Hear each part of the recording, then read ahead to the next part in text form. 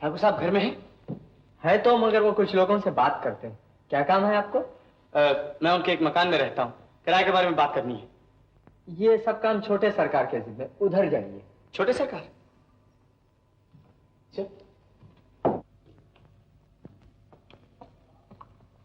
छोटे सरकार जी, अंदर जाइए।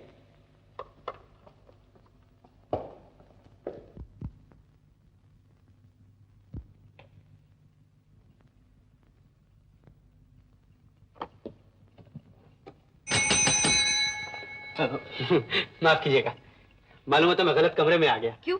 किससे मिलना है आपको? छोटे सरकार से। तो कहिए। छोटे सरकार आप?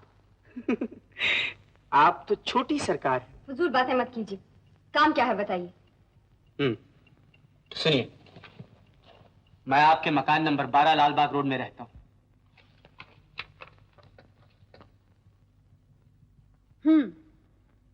तो आप हैं राजकुमार सक्सेना। 6 महीने से किराया नहीं दिया। आप किराया लाए हैं? जी नहीं, बल्कि ये कहने आया हूं। कहने सुनने से कुछ नहीं बनेगा। किराया नहीं देंगे तो आपको मकान खाली करना पड़ेगा आज ही। मगर मेरी बात तो सुनिए। मैं कुछ देखना सुनना नहीं चाहती। हमने मकान किराए पर चढ़ा है, कोई अनाथ आश्रम नहीं खोले हैं। जो किराया वक्त से नहीं देगा उसे कानून की मदद से घर से बाहर कर दिया जाएगा। इसमें कोई रियायत नहीं की जा सकती। रियायत मांगता कौन है आपसे? और कानून की धमकी आप किसे दे रही? जानती है मैं कौन हूँ? वकील Rajkumar Saxena, BLLB, advocate high court. तो क्या वकीलों को किराया माफ है? हर महीने किराया मांगने तो आप अपना आदमी भेज देती, मगर आपने कभी ये सोचा कि 2 बरस से मकान की सफेदी नहीं हुई है? बरसात में छत टपकती, पानी का नल काम नहीं करता। कानून की रूह से आपको हर बरस मकान की मरम्मत करानी चाहिए, समझिए आप। मैं आपसे ये कहने आया हूं कि अगर आपने अपने सारे मकान को ठीक ठाक ना करवाया, मैं आपको एक ढेला किराया देने वाला नहीं हूं। अगर इस पर भी आपने गड़बड़ की तो मैं आप पर मुकदमा दायर कर दूंगा, समझिए आप। आप बड़े बदतमीज हैं जी। और आप बहुत मगरूर हैं, मगर बहुत खूबसूरत। मैं भी पिताजी से आपकी शिकायत करती हूँ। आप अपने नौकर को बुलवाने की तकलीफ ना करें, मैं खुद जा रहा हूं आपके पिताजी से आपकी शिकायत करने। म्युनिसिपैलिटी का चेयरमैन बनाने के लिए मुझे यकीन है कि लखनऊ में सैकड़ों मुझसे ज्यादा काबिल आदमी मिल सकते हैं। मगर ठाकुर साहब, आजकल मुल्क को काबिलियत से ज्यादा कैरेक्टर की जरूरत है। हाँ भाई हरनाम, सच्ची बात तो ये है कि सारे शहर में एक तुम ही ऐसे आदमी नजर आते हो जिसके दामन पे किसी किस्म का कोई धब्बा नहीं। तब तो मिर्जा साहब आप लोगों को मुझे माफ करना ही होगा, क्योंकि सिवा भगवान के और कोई ऐसा नहीं जिसके दामन पर कोई धब्बा ना हो। कौन जानता है कि मैंने इस जीवन में कितने पाप किए। नहीं नहीं ठाकुर साहब, आप क्या फरमा रहे हैं? ये बिल्कुल कसर नफ्सी से काम ले रहे हो। नहीं ठाकुर साहब, हम ये कभी नहीं मान सकते कि आपने कोई पाप किया। ठाकुर साहब का एक पाप तो मैं बयान कर सकता हूँ।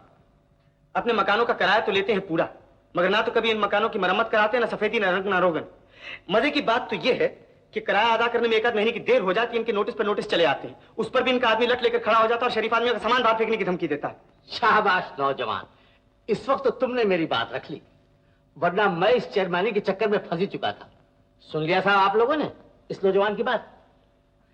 मिर्जा साहब और शेर जी, आप लोगों को मुझे तो माफ करना ही होगा।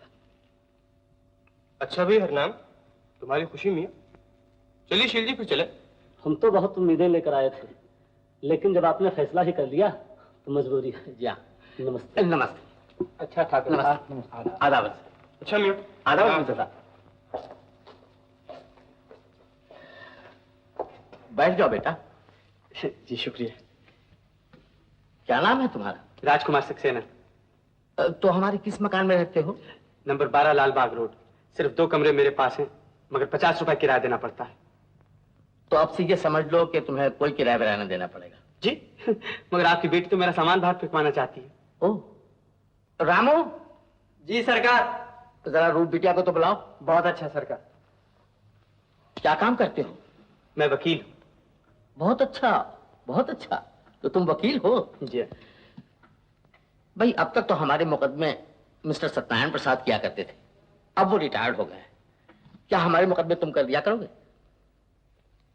जी, अगर मुकदमे झूठे ना हो और गरीब किसानों की बेदखली कराने के लिए ना हो तो। ओ, बड़े कड़े उसूलों के मालूम होते हैं। यही समझ लीजिए, इसीलिए तो 6-6 महीने तक आपका किराया नहीं दे सकते। पिताजी, सक्सेना ने 6 महीने से मकान का किराया नहीं दिया। मैंने मुनीब जी से कह दिया इनका सामान बाहर निकाल फेंके। तो बेटा, ये तो बड़ी मुश्किल की बात हो गई। मैं तो इन्हें अपने यहाँ आज खाने पर बुला चुका हूँ। तुम्हारी बर्थडे पार्टी में? जी हाँ। तो मिस्टर सक्सेना भाई तुम जरूर आ रहे हो आज 8 बजे रात को? जी मगर मेरा वो सामान जो वो सब ठीक इंतजाम हो जाएगा। अगर भैया तुम्हारा सामान बाहर निकाल दे तो उसे भी साथ यहीं लेते आओ।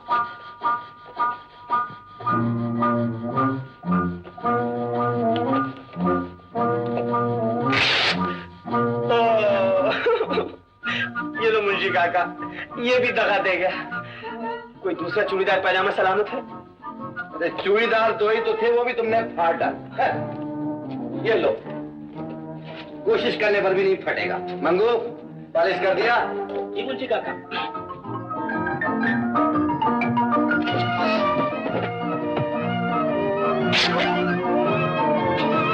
बोल लीजिए, इनका भी प्रोग्राम हो गया। क्या मुसीबत है मुंशी काका। तभी तो बुजुर्गों ने कहा है जल्दी का काम शैतान का होता है। अजी शैतान पे लाहौल भेजिए। लाइए मेरी जैकेट दीजिए।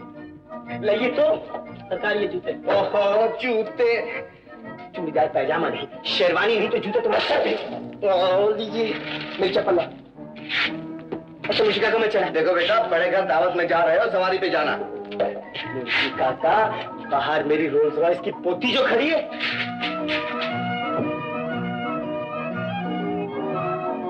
रोल्स रॉयस की पोती? ओह अच्छा अच्छा। आज की खुशी में ये तोहफा मेरा भी। Thank you Vikram.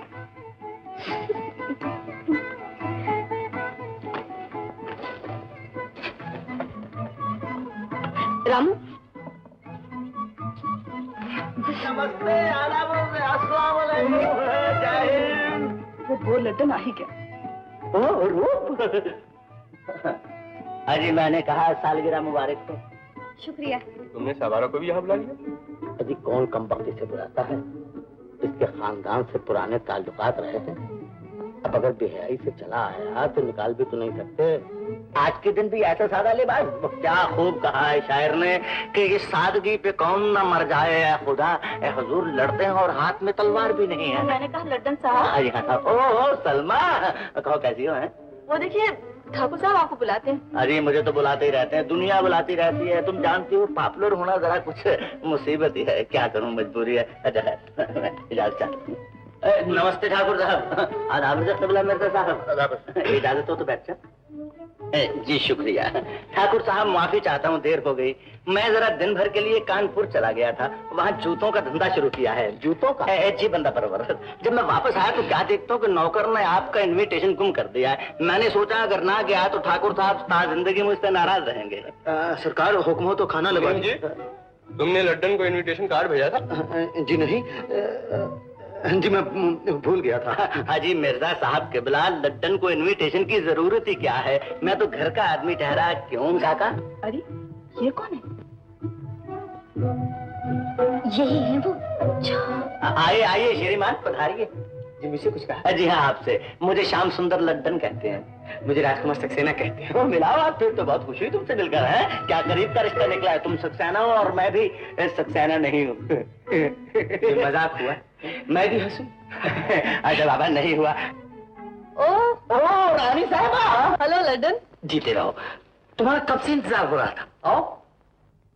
रानी साहबा, शिकार का तो मुझे भी बहुत शौक है, मगर शेर वेर का नहीं है। शौक कीजिए। नहीं क्यों, डर लगता है क्या?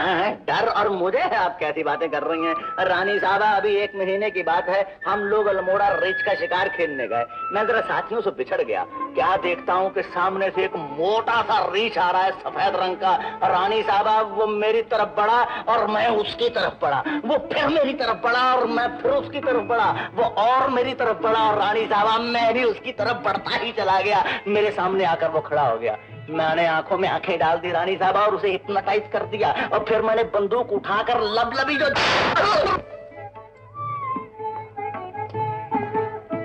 Hello everybody, this is Vidya Sagar, Indian Frank Buck. Bring him back alive.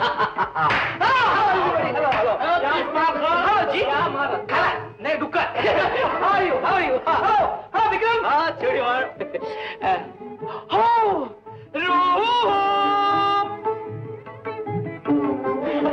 Hello hello hello hello hello Salma, आता वजी। अरे सलमा, हेलो वजी। अरे भाई माफ करना, देहरादून से सीधा एक शेर मार के आ रहा हूँ और जल्दी में कपड़े भी नहीं बदले। कोई बात। अरे रूप, मेरी happy return of the day. Thank you Vidya भैया। हाँ, फिर वही भैया। अजीब मुसीबत है मेरी बहन, मैं तुम्हारा भाई नहीं हूँ, समझी? नहीं नहीं, खैर कोई बात नहीं। तुम्हें माफ किया मगर किसी और को माफ नहीं करूंगा। हाँ। आखिर ये तो बंदूक का हमला क्यों? भाई इस कारतूस में एक बंदूक रह गया था। मेरा मतलब है इस बंदूक में एक कारतूस रह गया था। मैंने कहा चलो तुम्हारी सालगिरह की खुशी में एक दाग दूं। हाँ? अरे वाह, यह तो भाग भाग के जानवर है। अरे एक स्पेशल जानवर भी है। तुम क्या करता है? अभी अभी अल्मोड़ा में सफेद रीछ का शिकार कर रहे हैं। बदतमीज कहेंगे, ये शिकार कहाँ है? ये ठाकुर साहब का मकान। आते ही गोली दाग दी तुमने, तब से दिल धक धक कर रहा है। देखता नहीं, अगर हाथ फेल हो जाता तो क्या होता? तुम भी तो उम्र भर फेल होते हुए आए हो। चल तो अल्मोड़ा, तुम्हें शेर का शिकार करा। अरे वहाँ कौन जाएगा शेर मारने? बरखुरदार हमें तो यहाँ लखनऊ में ही शिकार मिल जाते हैं। लखनऊ में शिकार? कैसा शिकार? गौदी, मुर्गाबियों का। ओ बिमला,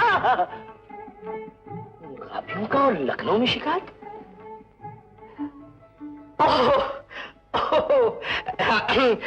रानी साहब, इस जाड़े में शिकार का क्या प्रोग्राम है?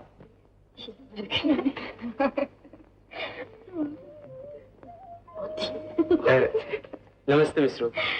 नमस्ते। मैं मुबारकबाद देने आया था। शुक्रिया। हाँ। क्या मैं बैठ सकता हूँ? क्या कहा? क्या मैं बैठ सकता हूँ? बैठिए। शुक्रिया।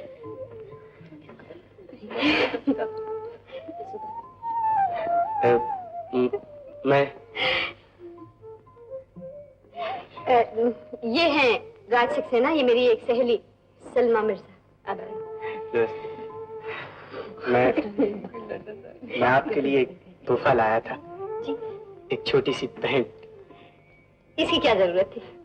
शुक्रिया।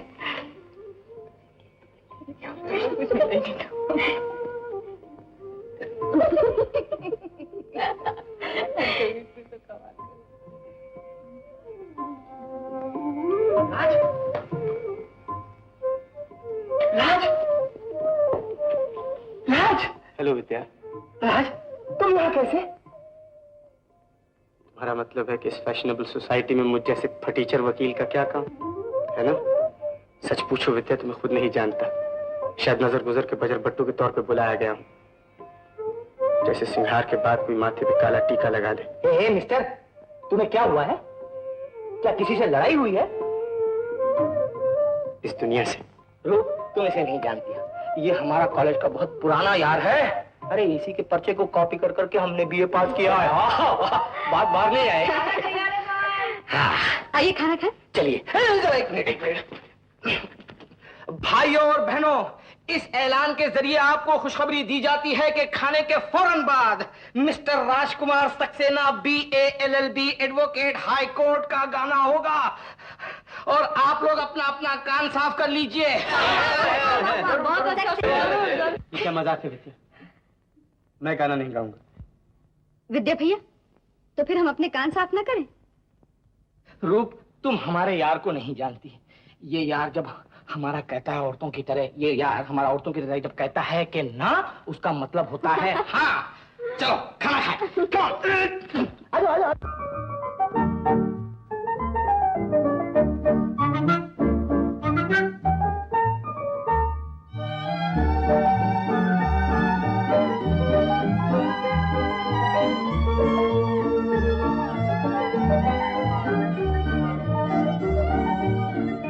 मैं दिल हूँ एक अरमान भरा, तू आके मुझे पहचान जरा। मैं दिल हूँ एक अरमान भरा,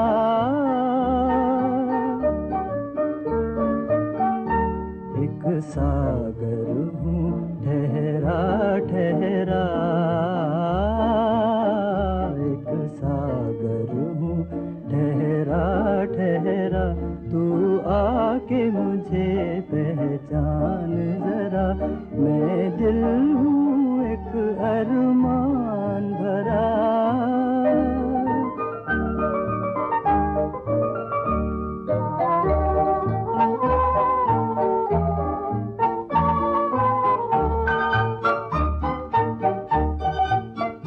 खुद मैंने हुस्न के हाथों में शोखी का छलकता जाम दिया। गालों को गुलाबों का रुतबा, कलियों को लबों का नाम दिया, नाम दिया।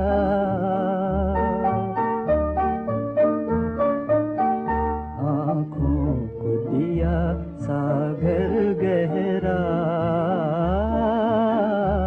आँखों को दिया सागर गहरा। तू आके मुझे पहचान जरा, मैं दिल हूँ एक अरमान भरा।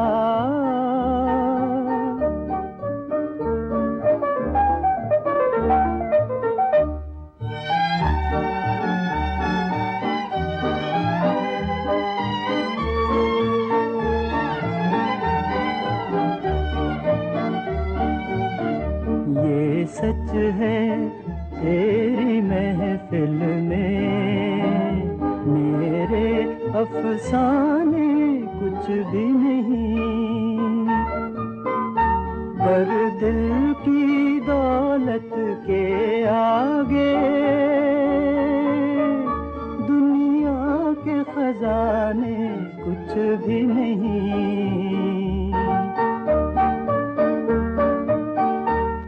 मुझसे निगाहों को न चुरा, मुझसे निगाहों को न चुरा।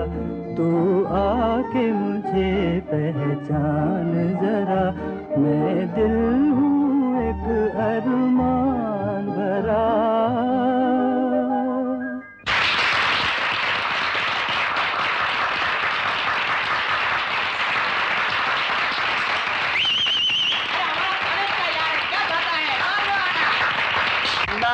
वाह वाह वाह, क्या गला पाया है। कमा खाओगे प्यारे।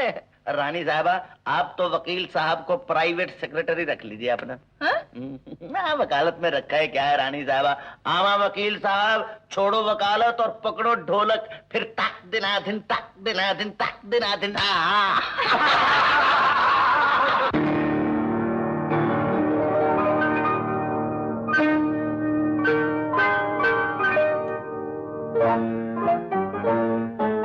ये झिलमिल करते हुए दिए, ये झिलमिल करते हुए दिए, आखिर एक दिन बुझ जाएंगे। दौलत के नशे में डूबे हुए ये राग रंग मिट जाएंगे।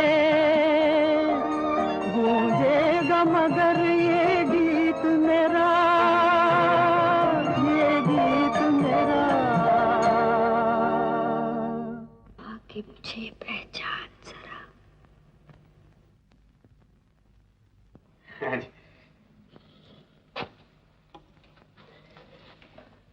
तो तुम्हें किस मुकदमे के बारे में बातें करनी?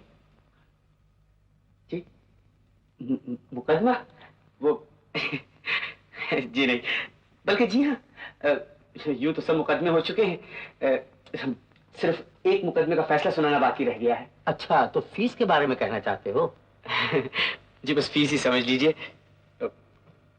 देखिए ना ठाकुर साहब, हर मुकदमे में दो वकील होते हैं, एक वकील सरकार और दूसरा वकील सफाई। बस ठाकुर साहब, जिंदगी का मुकदमा भी कुछ ऐसा ही है। वो हाँ, तो जिंदगी का मुकदमा कैसा होता है बेटा? जी मेरा मतलब है कि आपकी अदालत में मेरे और रूप के मुकदमे का फैसला सुना जाना बाकी है। मैं और रूप और मैं समझा। मतलब यह है कि तुम और रूप, यानी कि रूप और तुम। जी हाँ, बस यही मैं अर्ज करना चाहता था।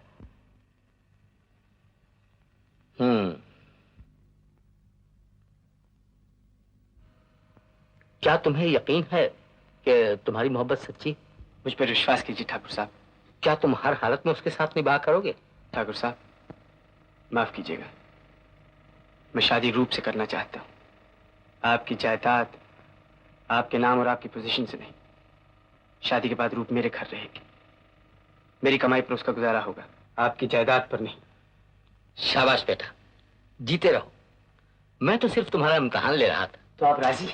फिर तो फैसले में देर ना लगनी चाहिए ठाकुर साहब। और फिर मैं कल लखनऊ भी तो जा रहा हूँ। इतनी बेसब्री भी अच्छी नहीं बेटा। ये मुकदमा हमारे लखनऊ आने तक मुलतवी किया जाता है। लेकिन ठाकुर साहब देखिए नहीं, ये बेफिक्र रहो, फैसला तुम्हारे ही हक में होगा। रूप बेटा, पर्दे के पीछे से बाहर आ जाओ, मैंने तुम्हें देख लिया। पिताजी। 3204। आइए आइए। अरे तुम, मैं तो तुम्हें ही फोन कर रहा था। मुझे फोन कर रहे थे? अरे मुंशी जी, आपके वकील साहब को दिन दहाड़े ख्वाब तो नहीं आते? नहीं नहीं, वकील साहब को इतना काम रहता है कि अक्सर लोगों की सूरतें भूल जाते हैं। वकील साहब, आप हैं miss Mohini by. Mohini by नहीं, मोहिनी देवी। आखिर देवलोक की अप्सराएं भी तो नाचती गाती हैं। क्यों नहीं, क्यों नहीं। माफ कीजिएगा, मैं आपको कोई और ही समझा था। मुझे तो सब मर्द कोई और ही समझते। मिस मोहिनी बाई, मोहिनी देवी, वकील साहब को अपना केस सुना दीजिए। ए लो मुंशी जी, केस क्या है? बस एक नोटिस है। लखनऊ आए हफ्ता भर नहीं हुआ कि मुँह मकान वाले ने नोटिस दे दिया कि घर खाली कर। इससे भली तो मैं कलकत्ते ही थी। जिस मकान में आप रहती हैं, वहाँ वो लोग एक समाज सेवा आश्रम बनाना चाहते हैं। आए तो वकील साहब, हम भी तो समाज सेवा ही करते हैं, क्यों मुंशी जी? क्यों नहीं, क्यों नहीं। मकान तो आपको खाली करना ही पड़ेगा।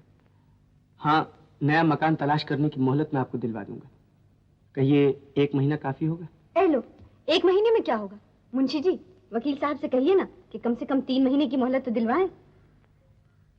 मैं कोशिश करूंगा। आप ऐसा कीजिए, 11 बजे कचहरी आ जाइएगा। जी शुक्रिया वकील साहब। अरे मुंशी जी, आपके वकील साहब तो बड़े भोले मालूम होते हैं। ये भोले भी हैं और भले भी हैं। देवी जी, अब चलिए, वकील साहब को बहुत काम करना है। हाँ हाँ चलिए। अच्छा तो वकील साहब, फिर 11 बजे कचहरी में। सुंदरलाल, बंद मोहनलाल हाजिर है। मुंशी जी ठहरो तो, वकील साहब को तो आने दो। लो ये वकील साहब का कार्ड लो, फिर कभी जरूरत पड़े तो काम आएगा। देखो, 3 महीने के अंदर दूसरे मकान का इंतजाम कर लो। इससे और ज्यादा मोहलत मैं ना दिलवा सकूंगा। आए आपकी उम्र बड़ी हो वकील साहब, 3 महीने में कुछ ना कुछ कर ही लूंगी, मगर आपका शुक्रिया कैसे अदा करूं? वकीलों का शुक्रिया अदा करना क्या मुश्किल है? मुंशी जी को फीस दे दो, शुक्रिया अदा हो जाएगा। ठीक है 20 रुपये होंगे मोहिनी भाई, मेरा मतलब है मोहिनी देवी।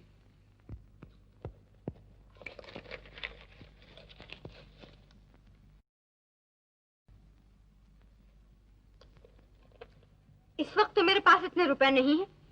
कोई बात नहीं, फिर कभी मुंशी जी को दे देना। नहीं वकील साहब, खाली खुली फीस से पूरा शुक्रिया अदा ना हो सकेगा। कुछ नजराना, कुछ शुक्राना भी तो होना चाहिए। बस बात तो ठीक है, वकील साहब का मुंह तो मीठा होना ही चाहिए। बस तो फिर फैसला हो गया। वकील साहब का आज शाम मेरे घर फीस लेने आना होगा। जी नहीं, मैं किसी के यहाँ फीस लेने नहीं जाया करता। बात यह मोहिनी देवी कि वकील साहब को आज शाम फुर्सत नहीं है। हाँ, फुर्सत नहीं है या मेरे यहाँ आने से डरते हैं? मैं किसी से डरता वरता नहीं। वो तो आज शाम को मालूम हो जाएगा। नमस्ते मुंशी जी।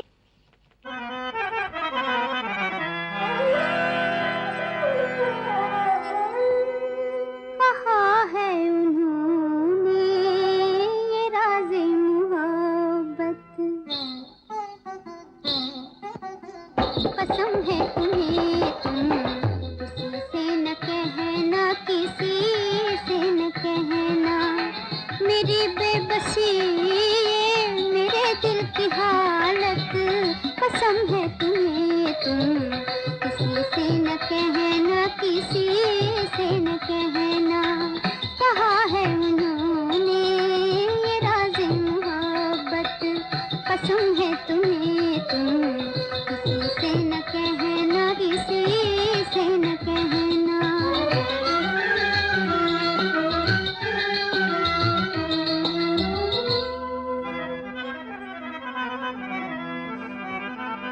तेरे राज हरदम छुपाए रहूंगी,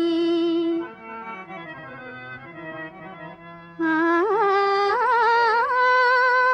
मगर मेरी नजरों पे है तेरा जादू।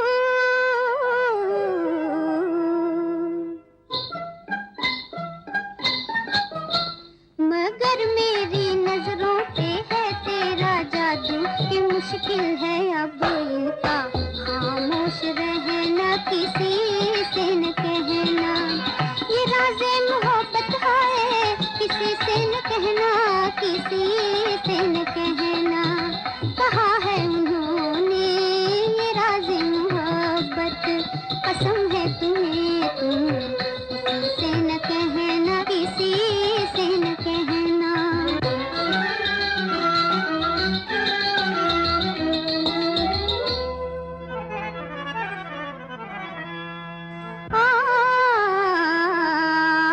बड़ी बेसब्र है मेरे दिल में ना,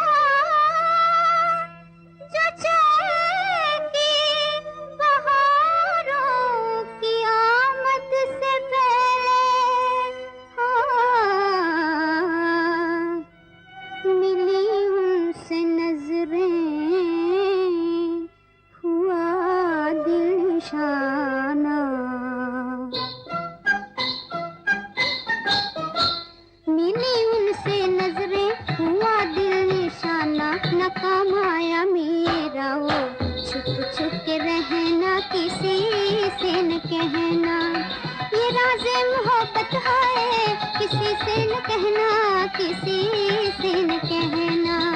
कहा है इन्होंने ये राज़े मोहब्बत, कसम है तुम्हें तुम किसी से न कहना, किसी से न कहना। हाय हाय, जियो जियो।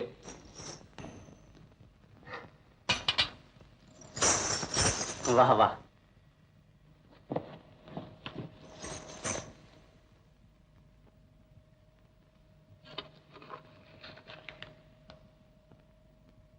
और ये रही तुम्हारी फीस।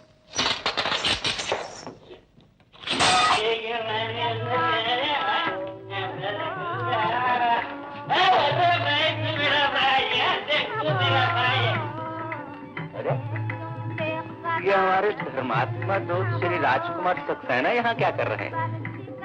चौक में इनका क्या था?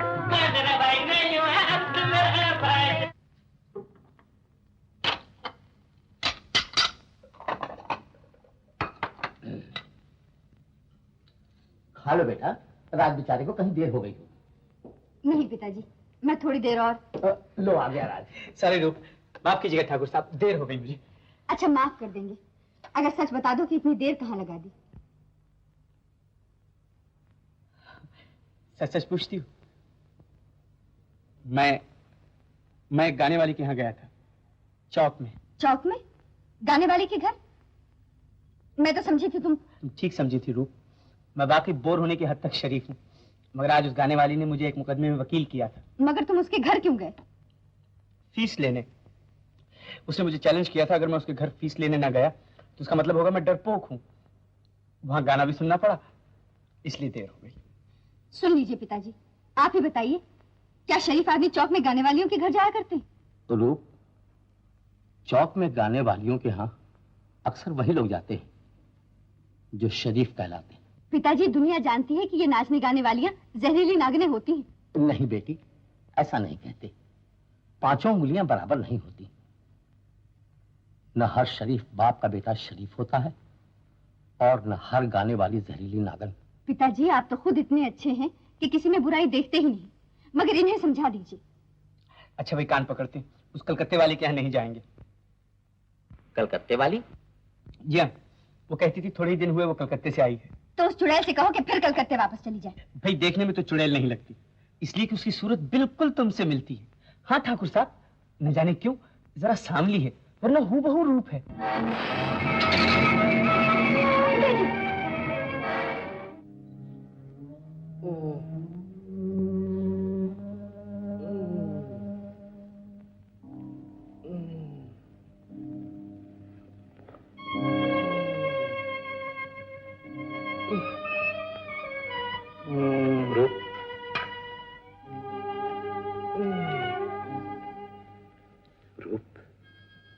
दौरा बहुत सख्त है।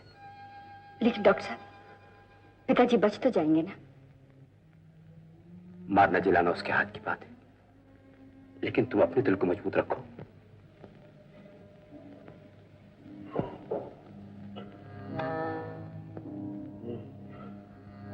रूप, जल्दी। पिताजी, पिताजी मैं रूप, आप कुछ कहना चाहते हैं पिताजी? अनहोनी।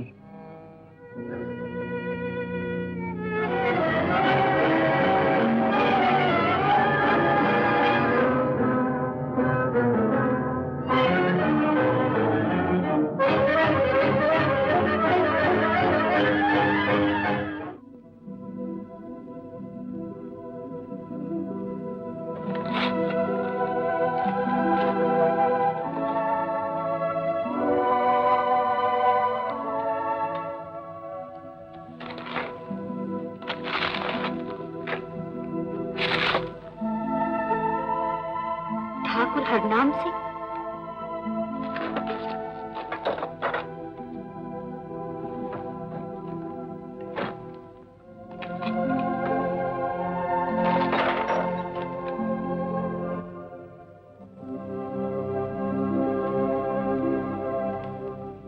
वाह पिताजी, आपका पता भी अब चला जब आप दूसरी दुनिया को सिधार गए।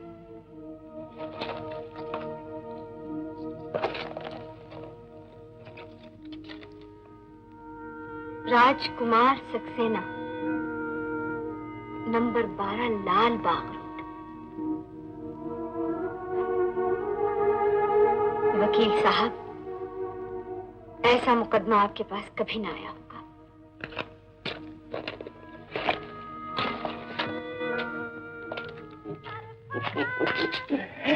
फूल क्यों फेंको दिलबर, तुम तो खुद ही फूल हो। मैं थोड़ी देर के लिए बाहर जा रही हूँ, आप उस कमरे में तशरीफ रखिए।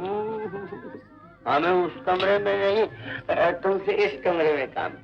उस्ताद जी, जल्दी निकालो शराबी को यहाँ से। खामखा चिल्ला रही हो, ज्यादा चिल्लाओगी तो गला बैठ जाएगा। मैंने सबको छुट्टी दे दी है बाहर, अब इस कमरे में मैं और तुम अकेले। देखो, तुम्हें गलतफहमी हुई है।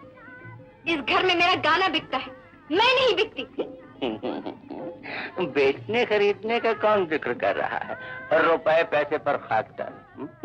एक बात बताऊं, मोहब्बत बड़ी चीज है। मैंने कह दिया, मैं इस बात के नस में नहीं गिरूंगी।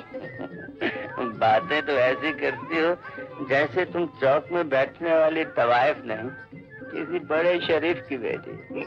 हाँ हाँ, मेरी रगों में शरीफ खून है। तो फिर क्या है, अपने पास भी शरीफ खून के सिवा और कुछ नहीं। हाँ, दादाजी के यहाँ 7 हाथी थे और एक तवाइफ। क्यों, रूप के यहाँ जा रहे हो बेटा? नहीं मुंशी काका, रूप के यहाँ जा रहा हूँ। हो, मैं समझा रूप के यहाँ जा रहे हो, मगर वहां तो रोज ही जा करते हो। आज इतना सिंगार क्यों? आज रूप की सालगिरह की दावत है, मगर सिर्फ मुझी को बुलाया है। रोज की बात तो और है। आज तो जरा बंधन के जाना चाहिए ना मुंशी काका, तुम तो खुद समझदार हो। बस तो आज ही बात पक्की कर लेना, समझे बेटा? हाँ, बुजुर्गों का कहना है कि नेक काम में देर न करना चाहिए। तुम फिक्र मत करो, बहुत जल्द इस घर में तुम्हारी बहू आ जाएगी। अब तक तो रूप को आ जाना चाहिए था, मुझसे कहा था कि खुद मोटर में लेने आएगी मुझे। ये उसी का फोन होगा, शायद रास्ते में कहीं देर हो गई होगी।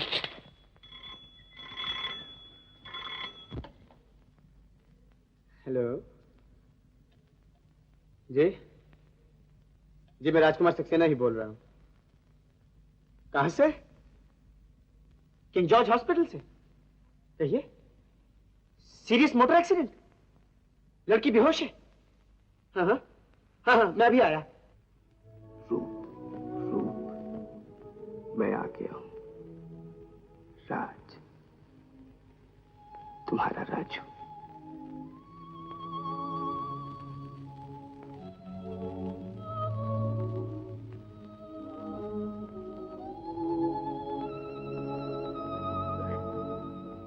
वकील साहब,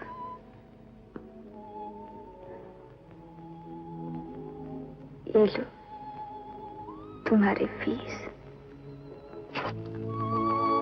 शाबाश, और वैसे होश आ गया। देखा आपने अपनी मोहब्बत का चमत्कार। बड़ी गलतफहमी हो गई है डॉक्टर साहब,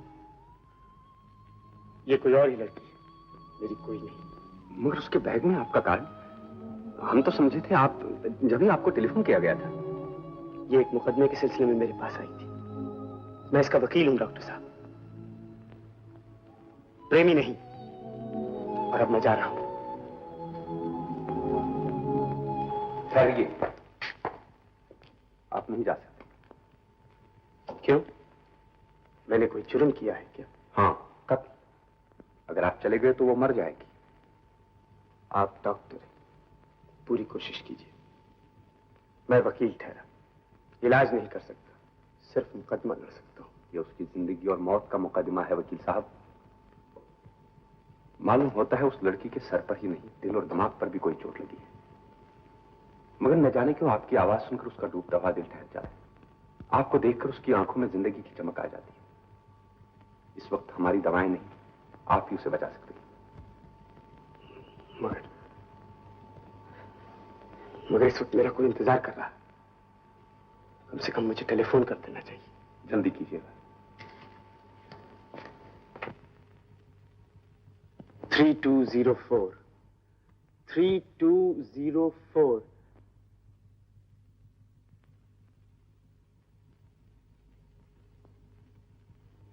एक्सचेंज, ट्राई अगेन।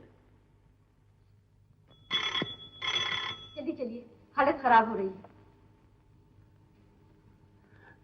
जल्दी, डॉक्टर ने आपको जल्दी बुलाया। हेलो,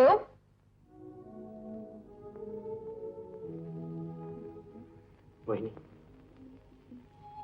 मोहिनी, सुनती हो?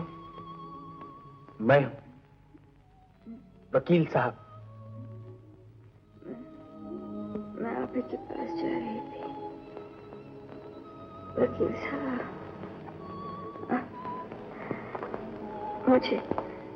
आप मुझे अकेला छोड़कर मत जाइएगा। घबराओ मत, तुम अकेली नहीं, मैं तुम्हारे साथ हूं।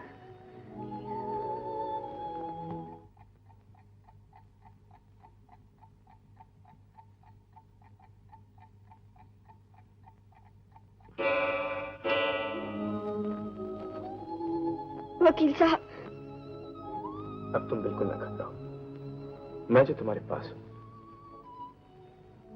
तुम्हारा वकील हूं ना।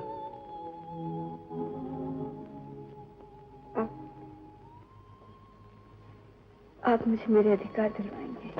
हाँ, वकील और किस मर्ज की दवा होते हैं, मगर तुम्हारा हक किसने छीना है?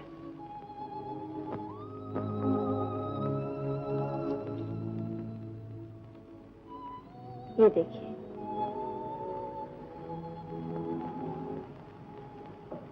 इन्हें पहचानते हैं आप? हाँ, ये तो ठाकुर हरनाम सिंह की जवानी का फोटो है। मगर तुम्हारा इनसे क्या संबंध था? बड़ा मामूली संबंध।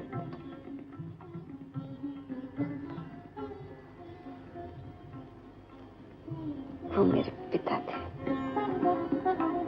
ठाकुर साहब ने अपनी इज्जत और नाम के लिए मेरी माँ से शादी करने से इनकार कर दिया। उसने हर किस्म के दुख उठाए, लेकिन उनकी बदनामी नहीं की। यहाँ तक कि जीते जी मुझे भी उनका नाम नहीं बताया, सिर्फ मरते वक्त एक तस्वीर दी और कहा ये तुम्हारे पिता है। लेकिन अब मुझे मालूम हो गया वो कौन थे। मैं अपना हक मांगती हूँ, उनकी जायदाद में अपना हिस्सा, उनका नाम।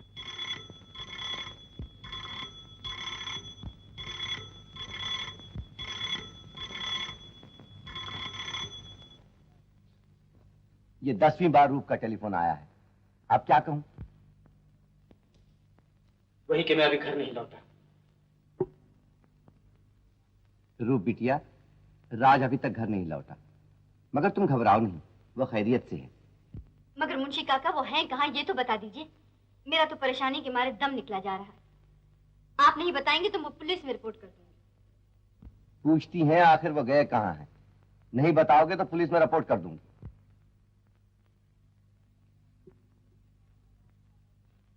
बताओ ना, अब क्या कह दूं? कह दो जहन्नुम में गए, जहन्नुम में।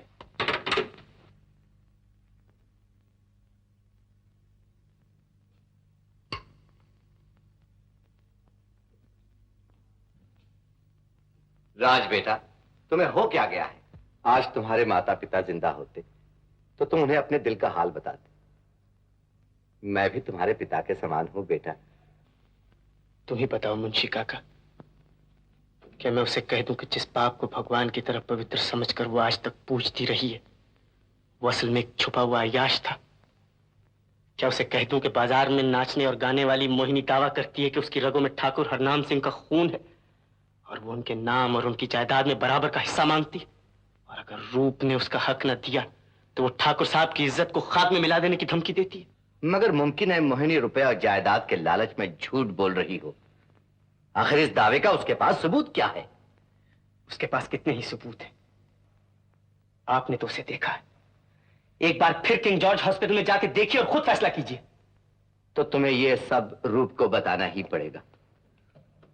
दो प्रेमी दिलों में झूठ का पर्दा न होना चाहिए बेटा। सवेरे से यही तो सोच रहा हूं मुंशी काका, कि कहूं या ना कहूं, और अगर कहूं तो कैसे कहूं।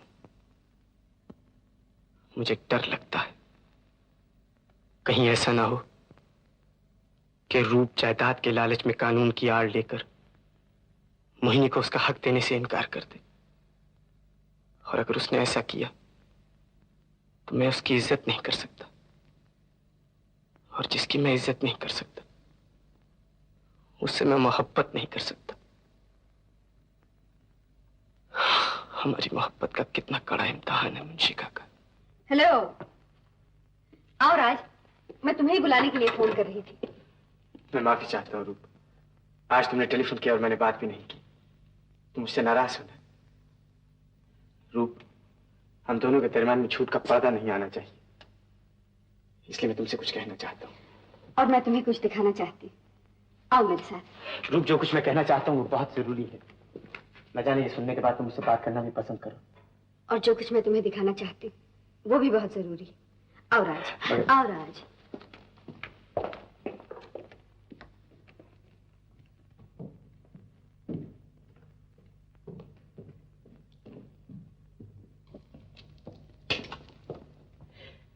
लेकिन बात क्या है, आखिर कुछ मालूम तो हो।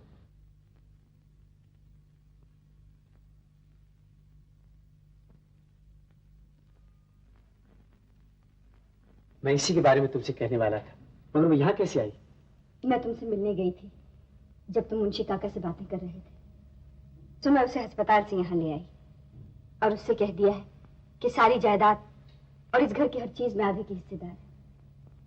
सचरू, तुम्हारा कितना बड़ा दिल है, जो सब कुछ जानते हुए भी तुम इसे इस घर में ले आई। उस गंदे बाजार में उसे कैसे छोड़ सकती थी? वो कैसी भी हो, पिताजी की संतान है। नमस्ते पिताजी। कहिए, कभी हमारी भी याद आती है? या माँ के साथ बेटी को भी भुला दिया? नहीं, मेरा सिगरेट दे दो। नहीं, दीदी कहा करो, और सिगरेट मत पिया करो। क्यों? इसलिए कि शरीफ लड़कियां सिगरेट नहीं पिया करती। लेकिन मैं तो मैं तो भूल ही गई थी। अगर पिताजी के नाम की हकदार बनना चाहती हो तो उसके काबिल भी बनना पड़ेगा। कोशिश करूंगी, लेकिन कभी कभी भूल भी हो सकती है दीदी।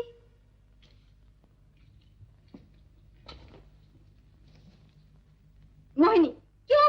अब क्या हुआ? शरीफ लड़कियों की तरह चलना सीखो। माफ करना दीदी, शरीफों की दुनिया में नहीं हूं ना।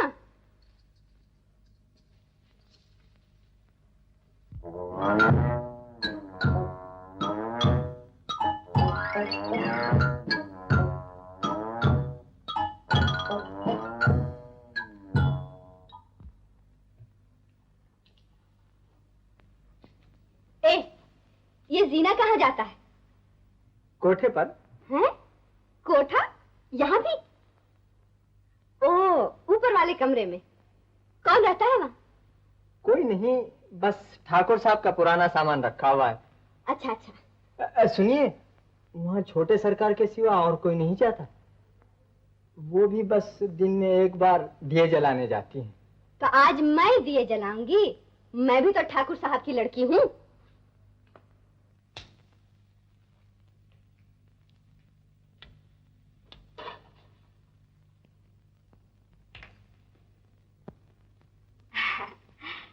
वो रामू कह रहा था कि रूप, मेरा मतलब है दीदी, दीदी के सिवा इस कमरे में कोई नहीं आ सकता।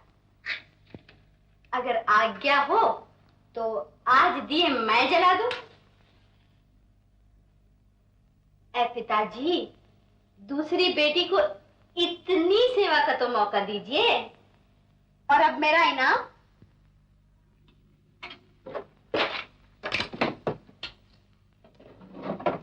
दीदी कहती थी कि आपके हर चीज में मेरा आधे का हिस्सा है, मगर इस कबाड़ घर में मेरे काम की तो कोई भी चीज नजर नहीं आती। किताबें, कलम, दवात, मूर्तियां, तस्वीरें। एक उल्लू है तो वो भी कांच का। इन सब चीजों का मैं क्या करूंगी?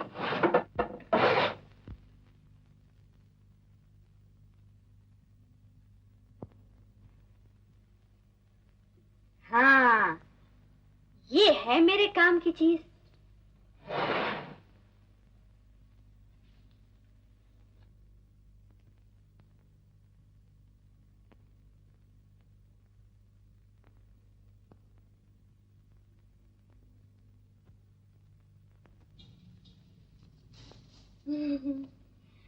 दीदी, कहो क्या बात है? बात ये है दीदी कि मैंने ऊपर वाले कमरे में पिताजी की तस्वीर के सामने वाले चिराग जला दिए हैं। तुम खफा तो ना होगी? खफा क्यों होने लगी? मैंने कहा है ना कि तुम इस घर की हर चीज में बराबर की हिस्सेदार हो। आज से उस कमरे में तुम ही दिए जलाया करना।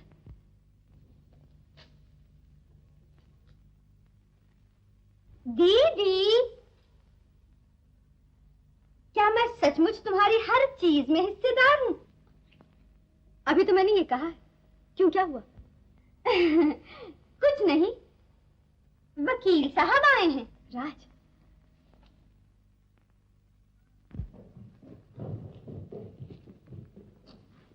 हेलो राज।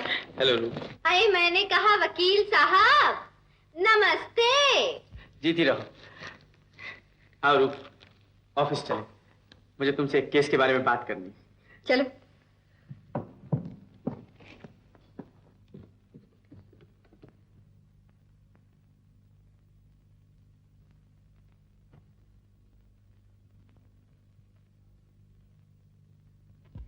कहो, कौन से केस के बारे में कहना है?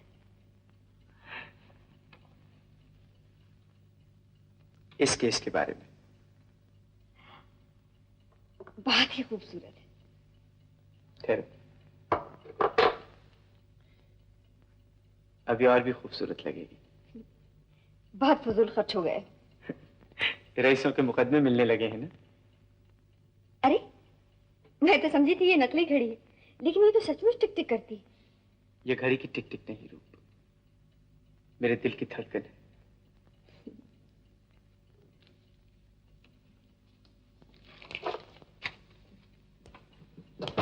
तुम बड़े शरीर हो राज। मैं समझी सचमुच तुम्हें किसी मुकदमे के बारे में बात करनी। सरकार, आपकी अदालत में अपना मुकदमा बहुत दिनों से अटका हुआ है। अब तो उसका फैसला हो ही जाना चाहिए। हो जाएगा, लेकिन अब चले। बेचारी मोहिनी को अकेले छोड़ आए, न जाने वो क्या कहती होगी। अरे ये क्या हुआ?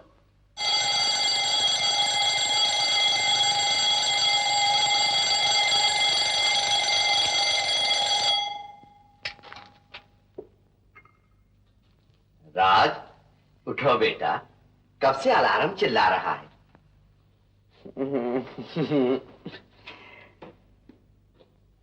मुंशी काका, जरा टेलीफोन तो लाइए, कहीं और भी अलार्म बजाऊं।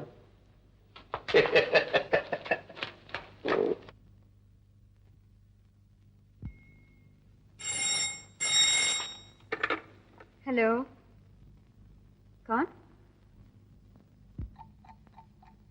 हेलो, ये क्या किटकिट हो रही है? हमारे दिल की धड़कन नहीं पहचानती? ओह, क्या कहती है आपके दिल की धड़कन? मेरे दिल की धड़कन क्या बोले? क्या बोले? मेरे दिल की धड़कन क्या बोले? क्या बोले?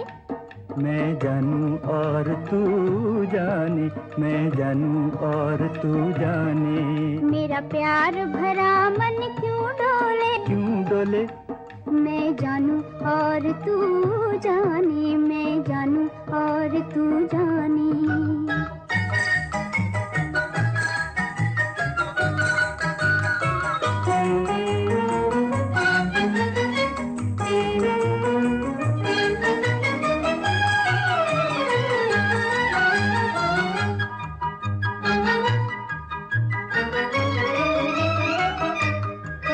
चली गई रात मत भरी हवाओं के डोले पे होके सवार। दे गई चांद की परी निगाहों को सपनों का पागल खुमार। हमें किसने दिए ये नजराने? कौन जाने? मैं जानूं और तू जाने, मैं जानूं और तू जाने। मेरे दिल की धड़कन क्या बोले? क्या बोले? मैं जानूं और तू जाने, मैं जानूं और तू जाने।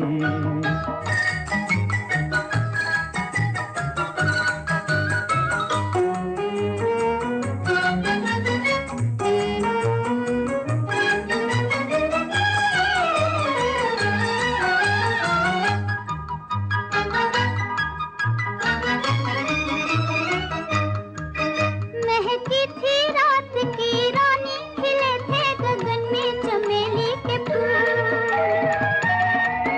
पूछा मैंने कान में तुमसे, मोहब्बत है कैसी मजेदार भूल। मैं तुमसे लगी क्यों शर्माने? कौन जाने? मैं जानूं और तू जाने, मैं जानूं और तू जाने। मेरे दिल की धड़कन क्या बोले? क्या बोले? मैं जानूं और तू जाने।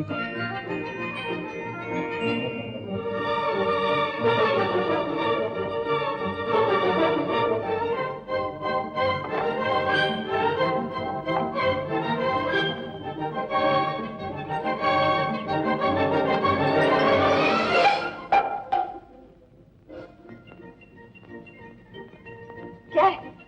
खड़ी खड़ी मुंह क्या कर रही है? नाश्ता लाई हूँ। मेरे सिगरेट कहाँ है? मुझे क्या मालूम? तो बेरा से कह कि एक टिन सिगरेट ले आए। छोटे सरकार का हुक्म नहीं है, उन्होंने कहा है कि आपको कोई सिगरेट लाकर नहीं देगी। अब समझ। दीदी ने मेरे सिगरेट छुपा दिए।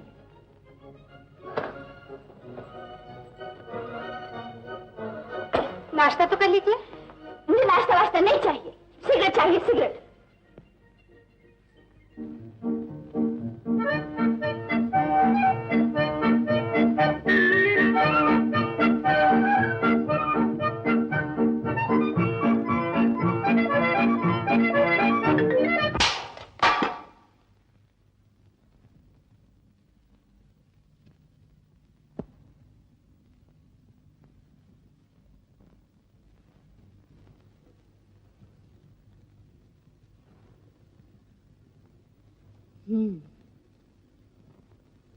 तो ये है तुम्हारे दिल की धड़कन।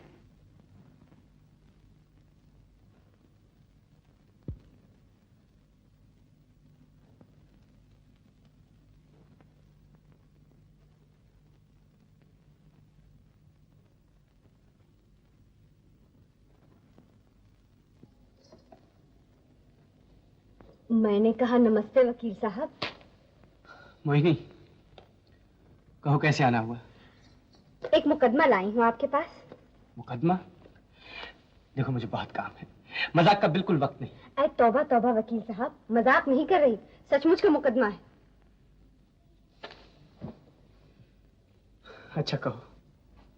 बात यह है वकील साहब कि मैं अकेले रहते रहते तंग आ गई। इस शहर में कोई दोस्त मिलने वाला भी तो नहीं। एक आप हैं तो जब आते हैं दीदी को लेकर घूमने चले जाते हैं, मेरी तरफ तो देखते तक नहीं। तो यूं कहो कि तुम अकेले रहते रहते परेशान हो गई हो। जी हाँ, देखिए ना, मैं यहाँ किसी को भी तो नहीं जानती। मैं किससे मिलूं, किससे बात करूं? आप भी तो वकील। बस मैं सब समझ गया, बाकी कहने की जरूरत नहीं। मौका पाते ही रूप की अदालत में मैं तुम्हारा मुकदमा पेश कर दूंगा। मगर इस मुकदमे की फीस क्या मिलेगी? फीस? मुझे ही फीस समझ लीजिए। अच्छा, तुम बहुत वक्त जाया कर चुकी, अब जाओ, मुझे बहुत काम। वकील साहब, आप बड़े वो हैं।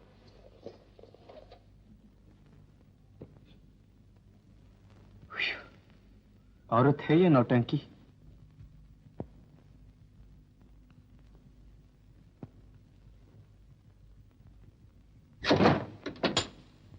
मोहिनी। हाँ दीदी, राज ने तुम्हारे मुकदमे की पैरवी इतनी जोर से की कि मैंने फैसला तुम्हारे हक में दे दिया है।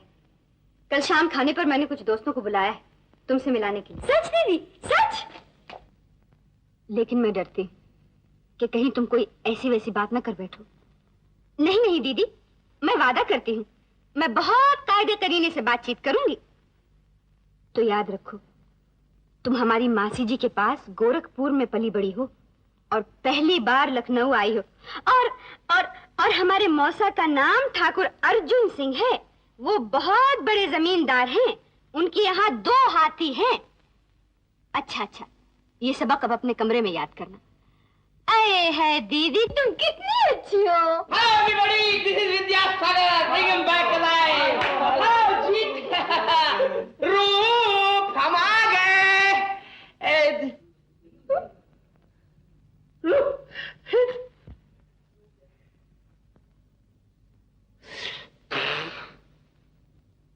हो, ये क्या हो रहा है?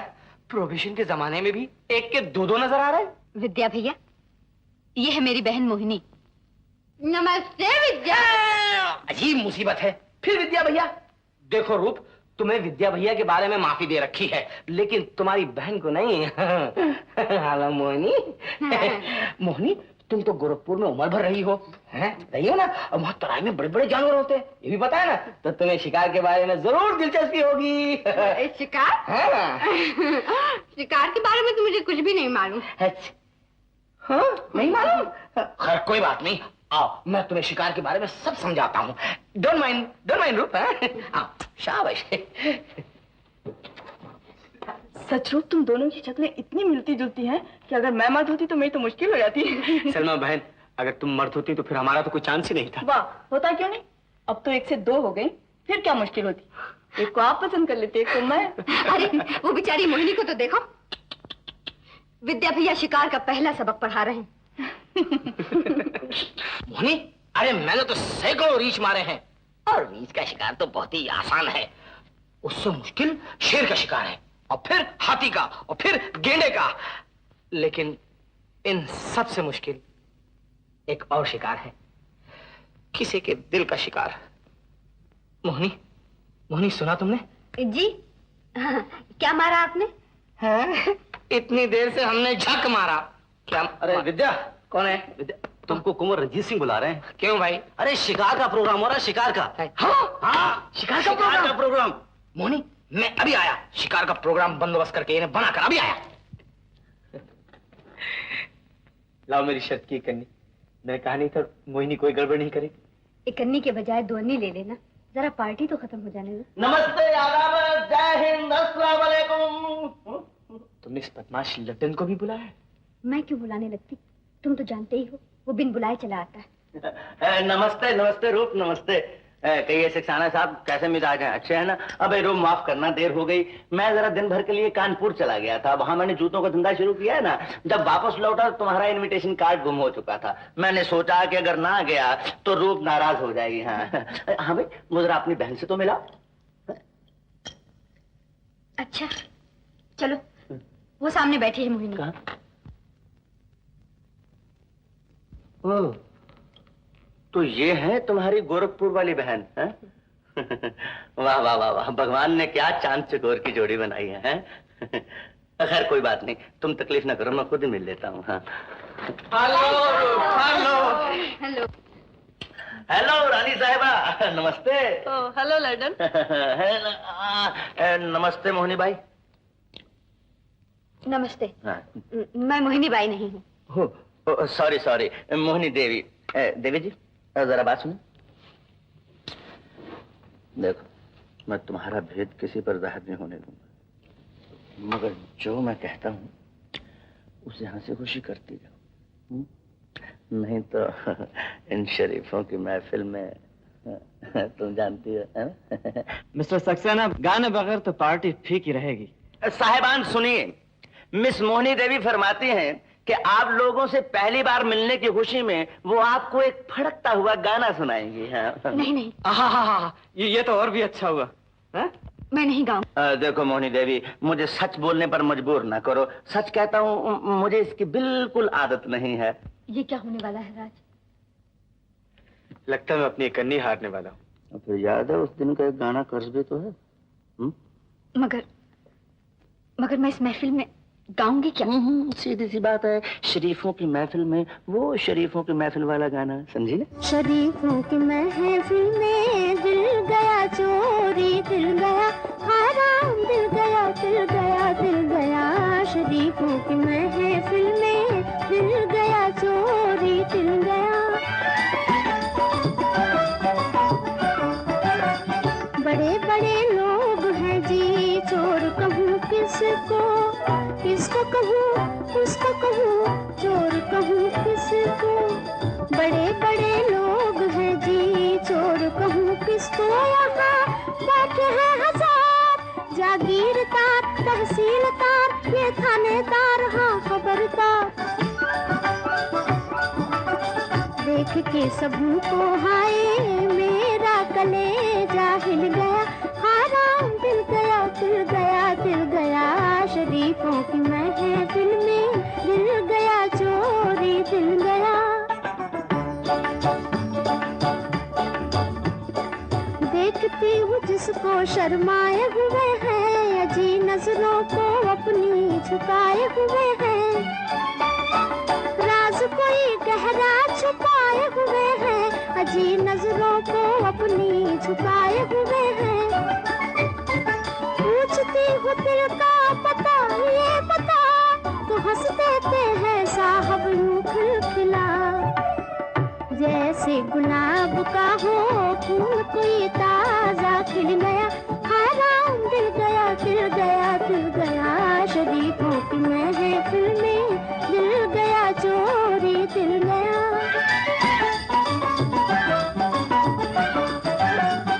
चोरों की आदत को हम जान पाए, वो देखो वो बैठे हैं आंखें जमाए। चोरों की आदत को हम जान पाए, जैसे हमें है जिन्होंने इनके हीरे चुराए जी, मोती चुराए। जे बेटों ने साहब दिल गया चोरी, दिल गया हराम, मिल गया मिल गया मिल गया शरीफों की महफिल में, दिल गया चोरी, दिल गया हराम, मिल गया मिल गया मिल गया शरीफों की महफिल में, दिल गया चोरी, दिल गया।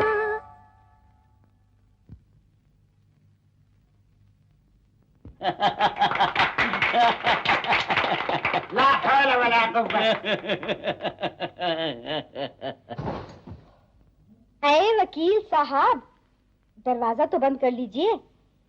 दीदी हमें देखेंगी तो क्या कहेंगी? यही क्या, आखिर तुम मोरी का कीड़ा ही निकली ना। रूप में तुम पर कितने एहसान किए।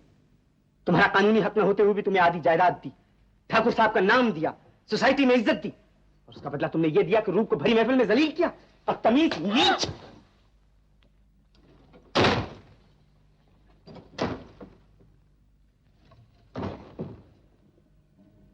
तुमने मुझे मारा, अपना समझा तभी ना। हाय, काश और मारा होता।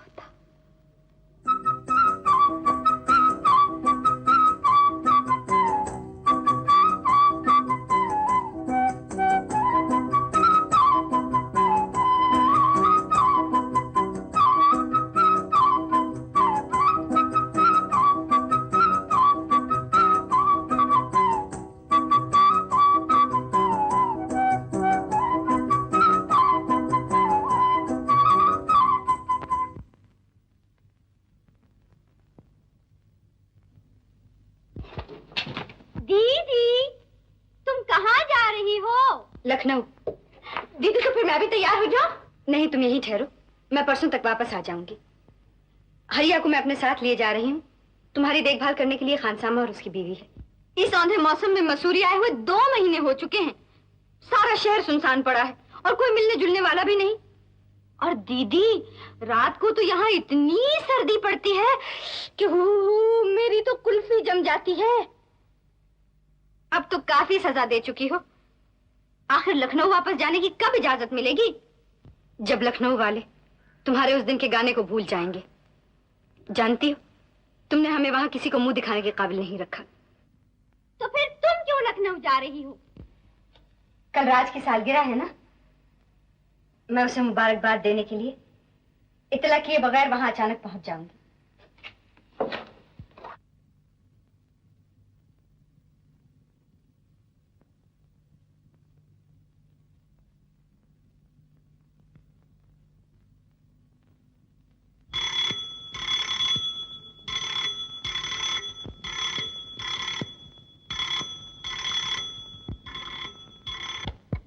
हेलो, यस, राजकुमार सक्सेना स्पीकिंग। क्या कहा? ट्रंक कॉल मसूरी से? हाँ हाँ, यस। हेलो हेलो, रूप कैसी हो? हाँ हाँ, तुम्हारी आवाज कितनी दूर से आ रही है, मगर कितनी सुरीली है। चलो भी, तुम्हें तो बातें बनानी बहुत आती। अच्छा ये बताओ, तुम मसूरी कब आ रहे हो? जब तुम हुक्म दो, मगर यहाँ आजकल बहुत काम है। काम तो होता ही रहता है, आखिर मेरा भी तो कुछ हक है तुम पर। पूरा पूरा। अरे हमने तो अपना दिल तुम्हारे हाथों नीलाम कर दिया। अच्छा तो एक बात मानोगे? कहो। वादा? वादा? तो तुम फौरन मसूरी चले आओ। इसी वक्त? कल तुम्हारी सालगिरह है ना? हाँ। मैं ये खुशी का दिन तुम्हारे साथ गुजारना चाहती तुम्हारे करीब। अच्छा ये मोहिनी से बात करो। Hello hello. हेलो वकील साहब, कैसे मिजाज हैं? शुक्रिया। आपके मिजाज कैसे हैं? कहो, दीदी को ज्यादा परेशान तो नहीं किया? अरे तौबा कीजिए वकील साहब, आप खुद ही दीदी से पूछ लीजिए। मोहिनी ठीक कह रही है राज। याद रखना, तुम्हारे इंतजार में एक एक घड़ी एक एक साल मालूम होगी। तुम आंखें बंद करो, खोलने ना पाओगी, मैं पर लगा के तुम तक पहुंच जाऊंगा। मगर ये तो बताओ, जन्मदिन का तोहफा क्या मिलेगा? तुम तोहफे में मुझे ही ले लेना। मुझे मंजूर है, देखो मुकर ना जाना। हाँ अच्छा बाय बाय। ये भी मुंशी काका, मेरा सामान बांधो, मैं चला मसूरी। रूप रूप, दीदी तो लखनऊ गई हैं। क्या कहा? लखनऊ गई है? लेकिन मुझे तो टेलीफोन किया कि या... आप अब भी नहीं समझे वकील साहब? सचमुच आप तो बड़े भोले हैं। वो टेलीफोन तुमने किया था ना, अपनी आवाज बदल कर। तुम तो अच्छी खासी एक्ट्रेस हो, फिल्मों में काम क्यों नहीं करती? तो चलिए ना हम दोनों बम्बई चले, जोड़ी बुरी नहीं रहेगी। ये मजाक मुझे अच्छा नहीं लगता। होटल तो सब बंद हैं, आप जा कहाँ रहे हैं? जहन्नुम में, और अगर वहां जगह ना मिली तो ताज बंगले में।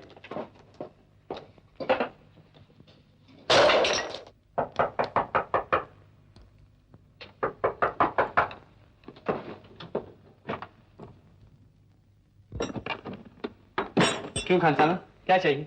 सरकार दरवाजा अंदर से बंद कर लें, यहाँ कभी कभी लक्कड़ भगवान निकलते हैं। जी सरकार। अच्छा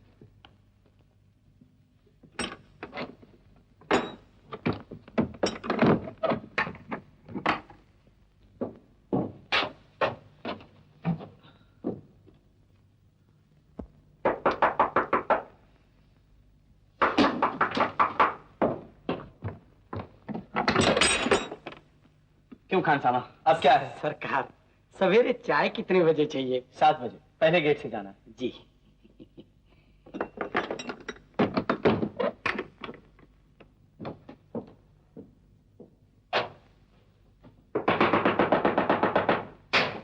ये खान साहब भी एक मुसीबत है।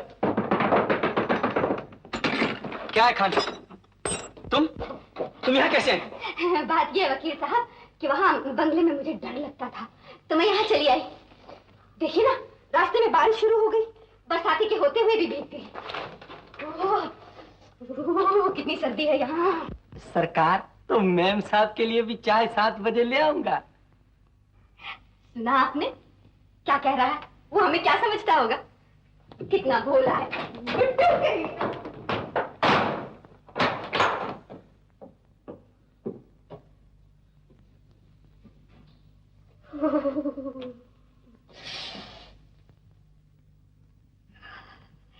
ऐ वकील साहब, अंदर मत आइएगा, मैं कपड़े बदल रही हूँ।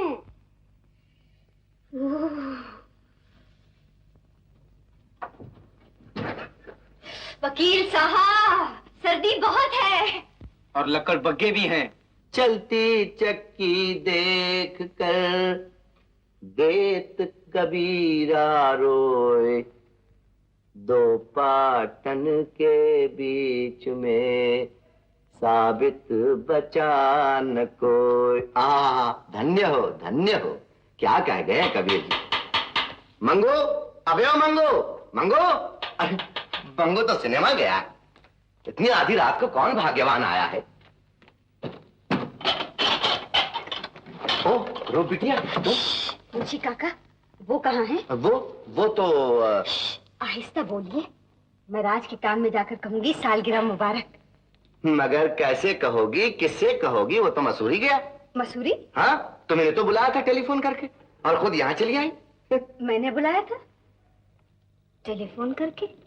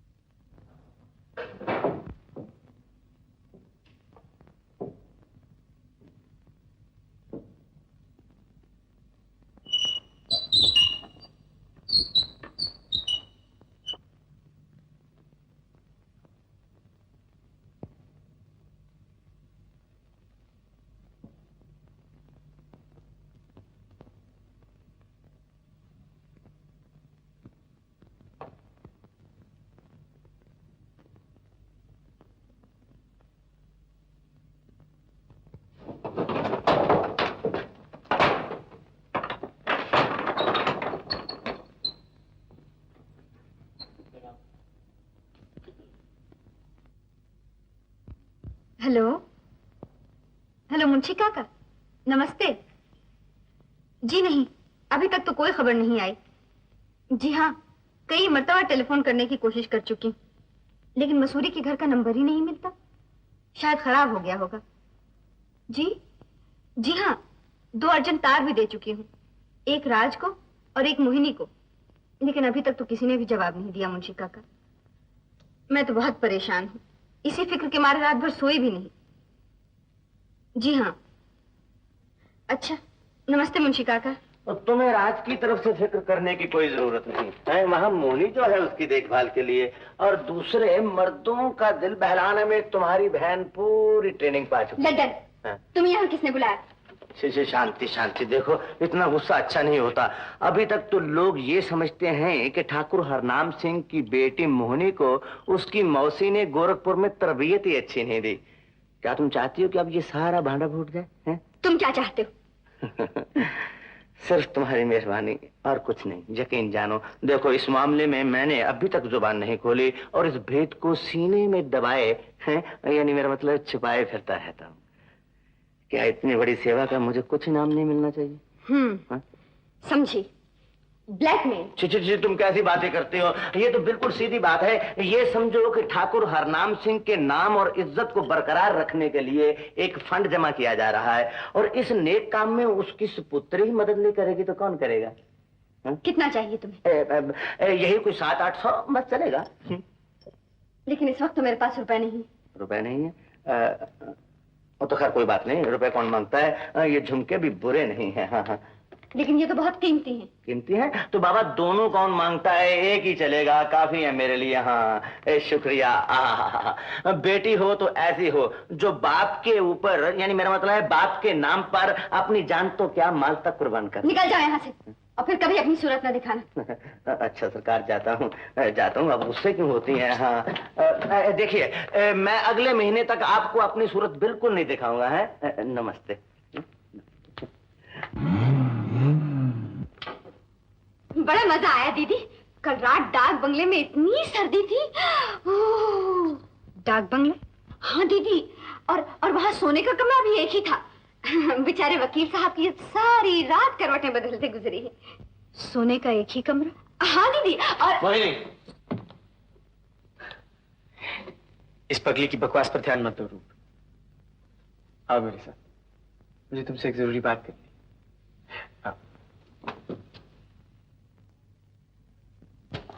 ऐसी कौन सी जरूरी बात है? दुनिया में सबसे जरूरी बात।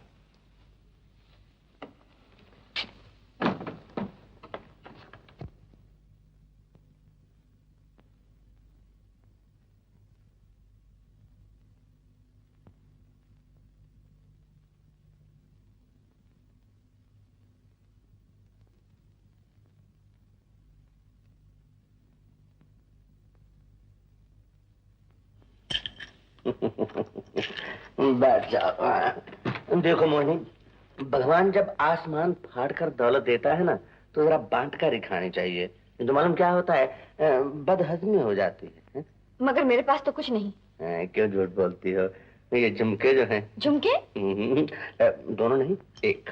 ला, उतारो उतारो, मैं कहता हूँ। नहीं तो जानती हो लड्डन को।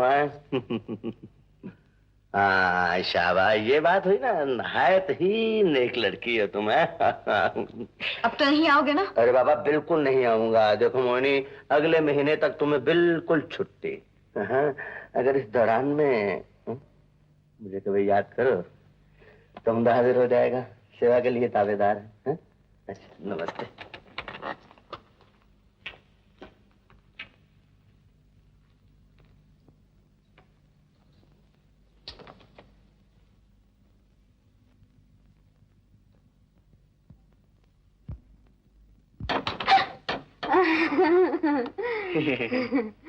मोहिनी, बहुत दिनों से तुम्हें गाली देने को जी कर रहा था, और अब मैं तुम्हें हर एक के सामने गाली दे सकता हूँ। मैं आपकी जबान से हर एक गाली सुनने के लिए तैयार हूँ वकील साहब।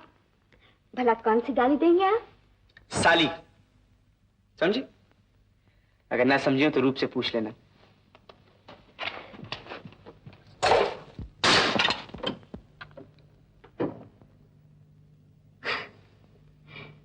अब तुम इस घर की हर चीज तोड़ सकती हो मोहिनी।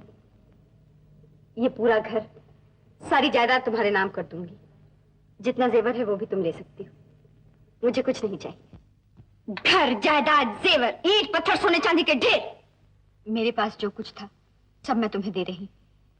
इसके सिवा तुम क्या चाहती हो? जिसे तुम चाहती हो। राज को, हाँ हाँ राज को। मोहिनी, ऐसी बात कहते हुए तुम्हें शर्म नहीं आती? जिसे सोना गाछी और चौक में नाचने गाने से शर्म ना आई, वो अब क्या शर्म आएगी? मगर अब तुम शरीफों की दुनिया में रहती हो, ठाकुर हरनाम सिंह की बेटी कहलाती हो। जैसी तुम्हारी सूरत है वैसी ही मेरी भी। वो खुद कई बार धोखा खा चुका है, फिर वो मुझसे मोहब्बत क्यों नहीं करता? तुमसे मोहब्बत क्यों करता है? बोलो, जवाब दो।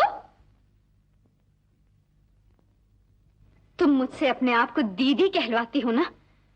तो बताओ दीदी, अगर मुझे भी मेरा जन्म अधिकार मिलता, अगर मैं भी इसी घर में पलती, मुझे भी सब कुछ सिखाया पढ़ाया जाता, और तुमने अपना जीवन सोनागाछी और चौक में बिताया होता, तो क्या तब भी वो तुमसे मोहब्बत करता और मुझसे नफरत?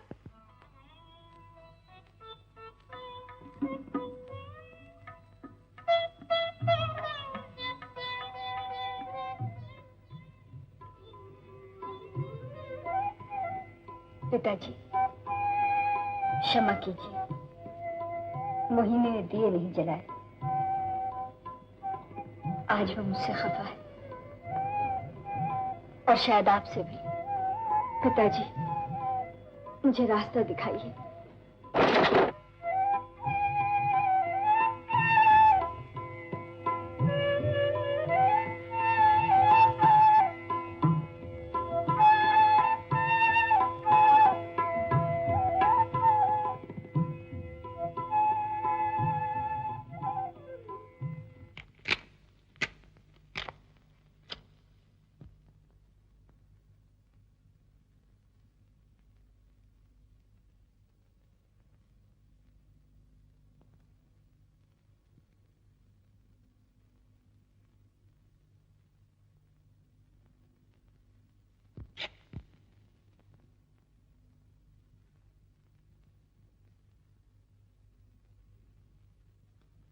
वो बेटी, ये चिट्ठी जब तुम पढ़ोगी उस वक्त मैं इस दुनिया में न होऊंगा।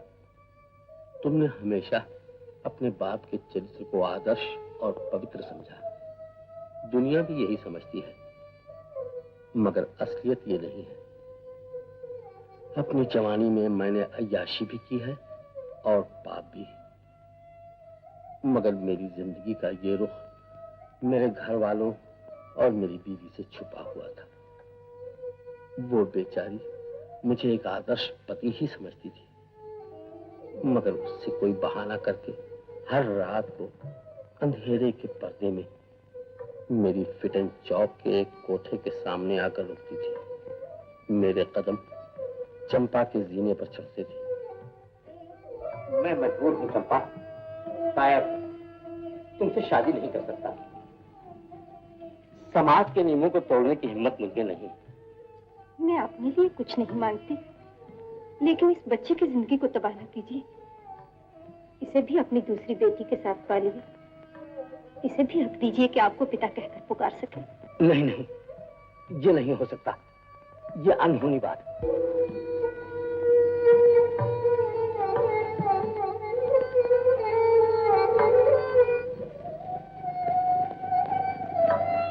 मुझे अनहोनी को होनी बनाना है।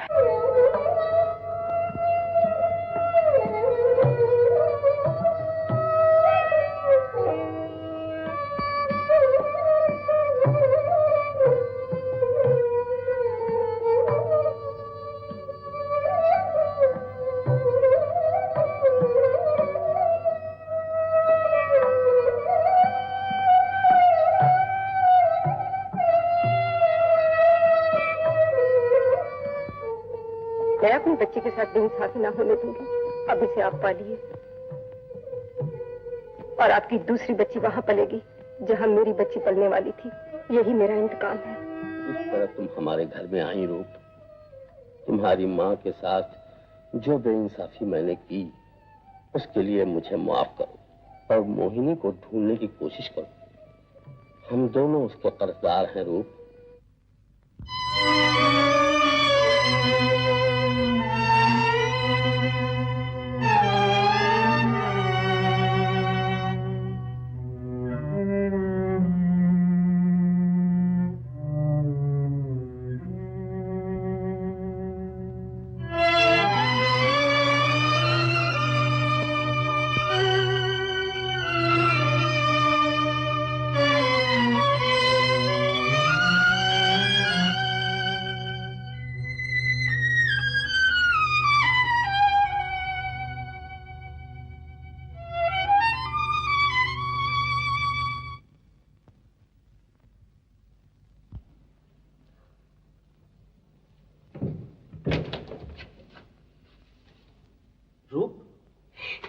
तुम इस वक्त यहां?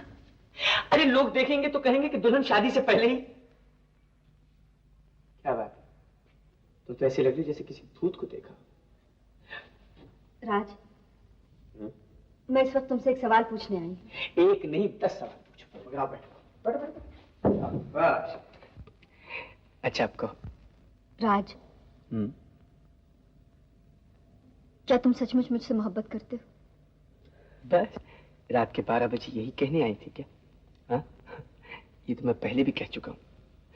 या आप शायरों की जबान में फिर दोहरा दूं या दिल चीर के दिखा दूं? ये मजाक का वक्त नहीं है राज। मैं ये जानना चाहती हूँ कि तुम इस मोहब्बत के लिए क्या कर सकते हो। एक बार आजमा के तो देखो, तुम्हारे लिए मैं क्या नहीं कर सकता। तो क्या तुम मेरी खातिर मेरी बहन मोहिनी से शादी कर सकते हो? मजाक कर रही हो? मैं मजाक नहीं कर रही, सच कह रही हूँ। तुम मोहिनी से शादी क्यों नहीं कर लेते? पागल हो गई हो क्या? या मोहिनी की बातों में आकर तुम मुझ पर शक करने लगी हो? इन्हीं बातों की वजह से मुझे इस लड़की से नफरत होने लगी है। ऐसा न कहो राज, वो तुमसे बहुत मोहब्बत करती है और मैं चाहती हूँ कि मेरा बलिदान दे दिया जाए, यही ना? आखिर उसमें और मुझ में फर्क ही क्या है? जैसी सूरत मेरी है वैसी ही उसकी भी। रूप में तुम्हारी सूरत से नहीं, तुमसे, जो तुम हो, जो तुम सोचती हो, महसूस करती हो, उससे मोहब्बत करता हूं। और मोहिनी, उसकी सूरत तुमसे जरूर मिलती है, लेकिन बाकी हर बात में जो तुम हो वो उसका उलट है।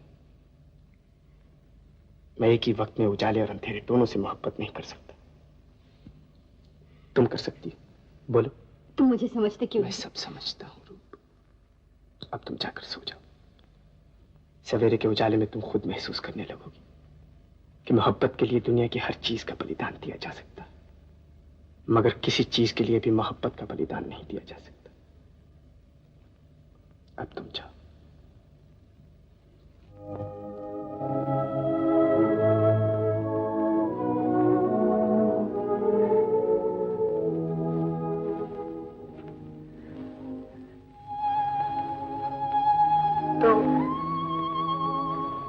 क्या इससे अन्याय न्याय बन सकता है? अनहोनी होनी हो सकती है?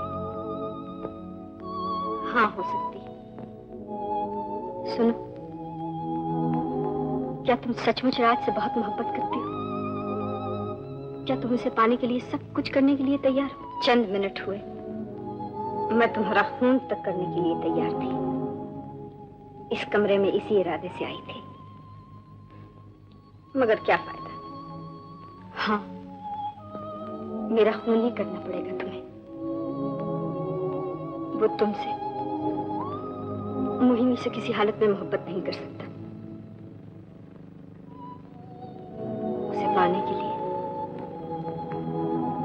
तुम्हें मैं बनना पड़ेगा, समझी? मोहिनी को रूप बनना पड़ेगा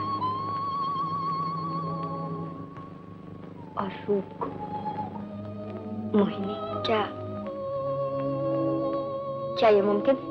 हाँ, मुमकिन है। शायद इसी दिन के लिए भगवान ने हमारी सूरतें एक सी बनाई थी। हम दोनों को अपनी सूरतों में सिर्फ थोड़ी सी तब्दीली करनी पड़ेगी।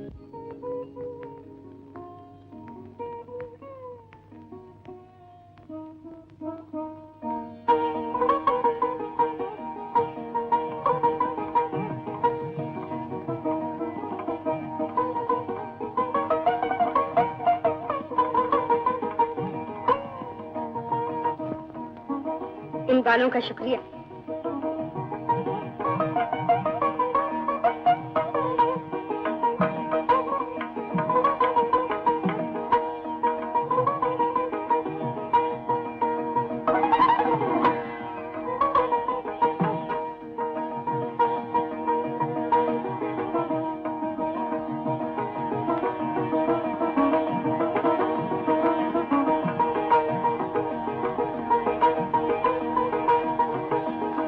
अच्छा मैं जाती हूँ। ठहरो, इसमें जरूर कोई चाल है। आखिर तुम क्यों ये बलिदान दे रही हो? ये बलिदान नहीं है, मैं सिर्फ 21 साल पुराना कर्जा उतार रही हूँ।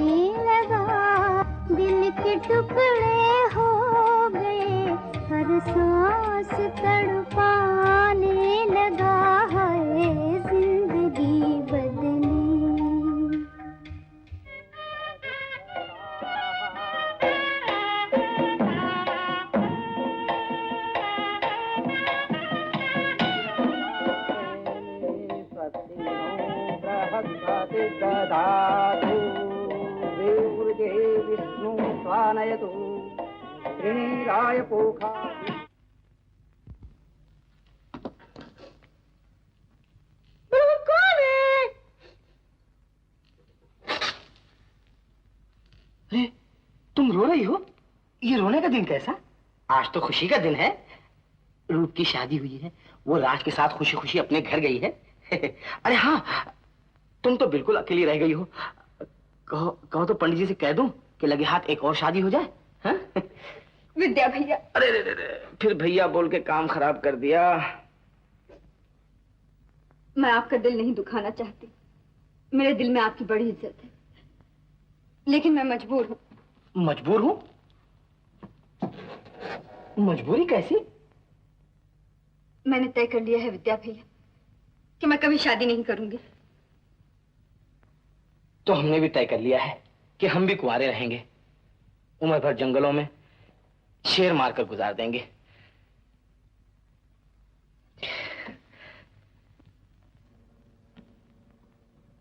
मैं अंदर आ सकता हूं?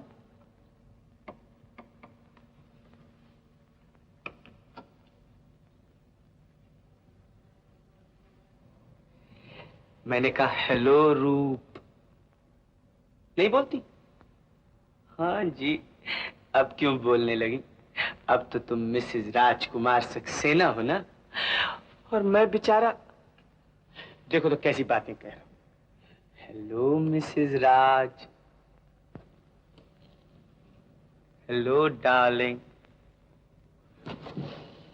जाओ ना बोलो, मगर अपना वादा तो याद है ना? आइए मुंशी काका। ये क्या है मुंशी काका? माफ करना बेटा इस बेवक्त की शहनाई को। तुम दोनों के लिए एक छोटी सी भेंट लाया हूं। भेंट क्या है, बस एक प्रार्थना है कि भगवान बहुत जल्द इनसे एक खेलने वाला भेज दे। मुंशी काका आप तो बहुत जल्दी करते हैं। भाई जल्दी ना करूं तो क्या मालूम तुम दोनों कहीं भूल ही ना जाओ। आजकल के नौजवान बच्चों के नाम से भागते हैं, मगर बेटा शास्त्रों में लिखा है कि मनुष्य की मुक्ति के लिए संतान का होना। बेशक बेशक मुंशी काका, मैं सब समझता हूँ। अरे रूप, तुमने मुंशी काका को प्रणाम नहीं किया। अरे ले दे के, यही तो एक हमारे बुजुर्ग हैं। शादी में खूब भाग दौड़ की इन्होंने, सारे घर को अकेले सजाया है, इतनी मेहनत की है, इतना काम किया है, इतना काम किया है। मुंशी काका आप जरूर थक गए होंगे, आपको आराम करना चाहिए। आराम? हाँ आराम तुम दोनों को भी तो चाहिए। मुंशी काका, और मुंशी काका इसे ले जाना ना भूलिएगा। अब तुम्हें इसकी क्या जरूरत है? और मुंशी काका 10 दिन के लिए सब मुकदमों को छुट्टी। और मुकदमे वाले बेचारे? उन सब से कह दीजिए वकील साहब सुप्रीम कोर्ट में मसरूफ है, कोई और वकील को ढूंढ ले। मैं सब समझ गया बेटा। क्या वाकई तुम मुझसे शर्माती हो? फिर चुप क्यों हो? कहीं ऐसा तो नहीं कि अपना शानदार महल छोड़कर इस गरीब के कमरे में जी घबराता हूं? क्या मौन व्रत रखा है, या मोहिनी के ख्याल से दुखी हो? रूप, मोहिनी के कारण दुखी होने से कोई फायदा नहीं। जो कुछ हो सकता था तुमने उसके लिए किया। जिस मन में खोट है उसे कोई सुख नहीं दे सकता। नहीं नहीं, ऐसा न कहो। वो कितनी ही बुरी क्यों ना, मगर तुमसे बहुत मोहब्बत करती है, बहुत मोहब्बत करती है। क्या तुम मेरी खातिर उसकी गलतियों और कमजोरियों को नहीं माफ कर सकते? हाँ, अगर एक बार मुस्कुरा दो। आज की रात तो तुम्हारी एक मुस्कुराहट की खातिर मैं मोहिनी को 7 खून भी माफ कर सकता हूँ। सच? सच?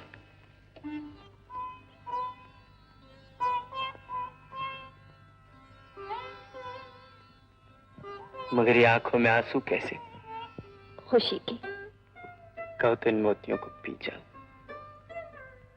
आप जब ये चलते चलते इस दिल तक पहुंचेंगे, ये नन्हा सा दिल, जानती भगवान ने इसे यहाँ क्यों लगाया? ताकि तुम्हारे हुस्न को मेरी नजर न लग जाए।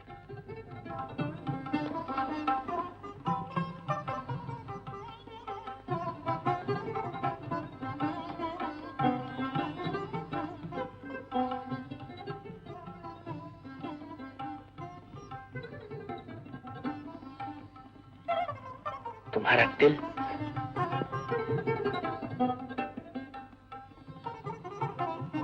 नकली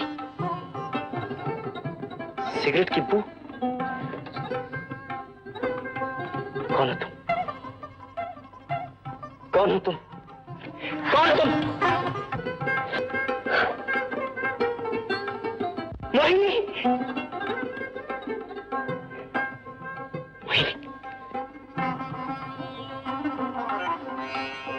नहीं, नहीं,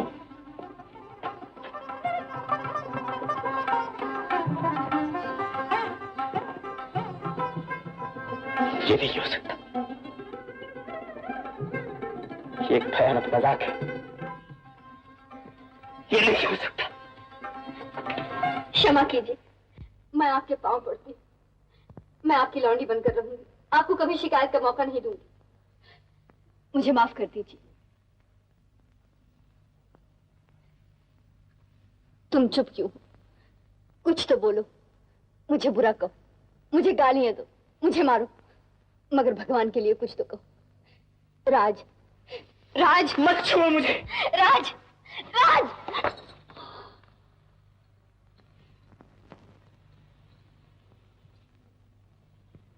कब तक भागते रहोगे राज? अब तुम मेरे हो। इस दिल की हालत क्या कहे, जो शाद भी है नाशाद भी है। इस दिल की हालत क्या कहे, जो शाद भी है नाशाद भी है।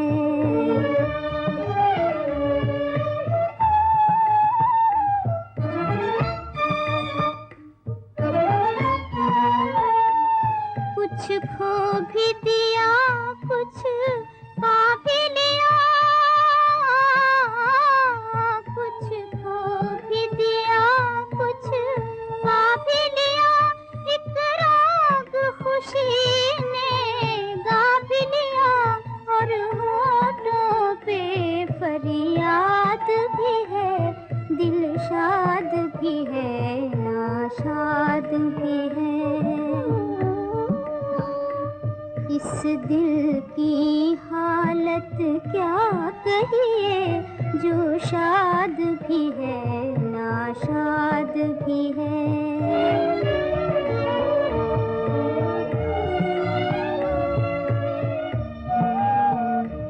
बुझते हैं चिराग, बुझते हैं चिराग, उठता है धुआं। सीने में बसा है उनका जहां। आबाद भी है बर्बाद भी है, दिल शाद भी है नाशाद भी है। इस दिल की हालत क्या कहिए, जो शाद भी है नाशाद भी है।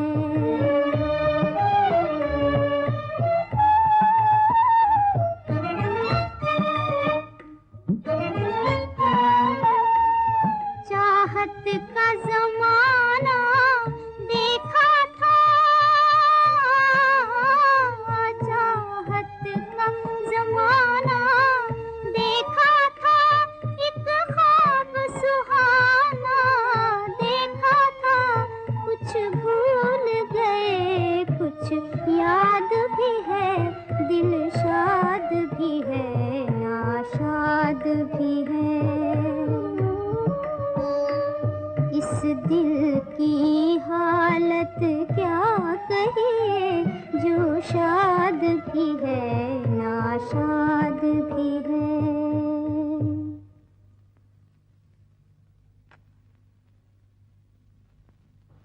रूप,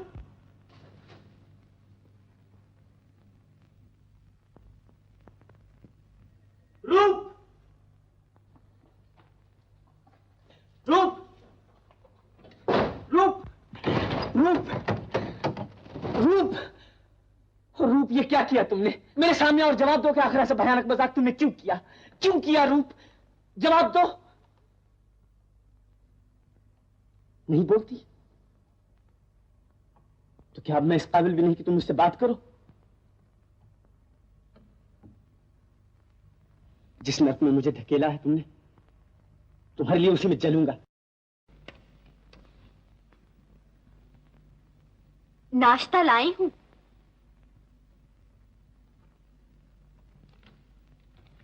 मंगू कहता है आपको आलू के पराठे बहुत पसंद हैं। मैंने अपने हाथ से बनाए हैं। मुझे भूख नहीं है। मैंने कहा वकील साहब। क्या चाहिए? मैंने कह जो दिया, मुझे भूख नहीं है। खाना नहीं लाई हूं सरकार, मुकदमा लाई हूं। मुकदमा? देखो मेरे पास मजाक के लिए वक्त नहीं है। मैं मजाक नहीं कर रही। ये मुकदमा बड़ा गंभीर और दिलचस्प है।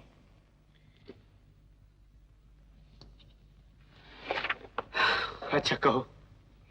मुकदमा यह है वकील साहब कि एक पति है और एक है पत्नी। उन दोनों के ब्याह को कितने ही दिन होने को आए, मगर पति ने पत्नी से सीधे मुंह बात नहीं की। इस बारे में आपका कानून क्या कहता है? वो बेचारी करे तो क्या करे? अरे वकील साहब कुछ तो बोलिए। आप इतनी बड़ी बड़ी कानून की किताबें पढ़ते रहते हैं, क्या इनमें ऐसे मुकदमे के बारे में कुछ नहीं लिखा?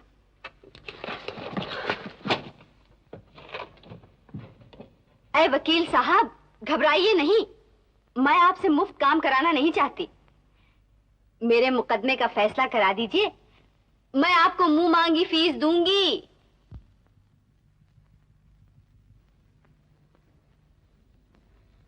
राज, राज, आखिर तुम मुझसे इतनी नफरत क्यों करते? मेरी तरफ तो देखो। क्या मैं जवान नहीं, खूबसूरत नहीं? आखिर मुझ में और रूप में फर्क क्या है?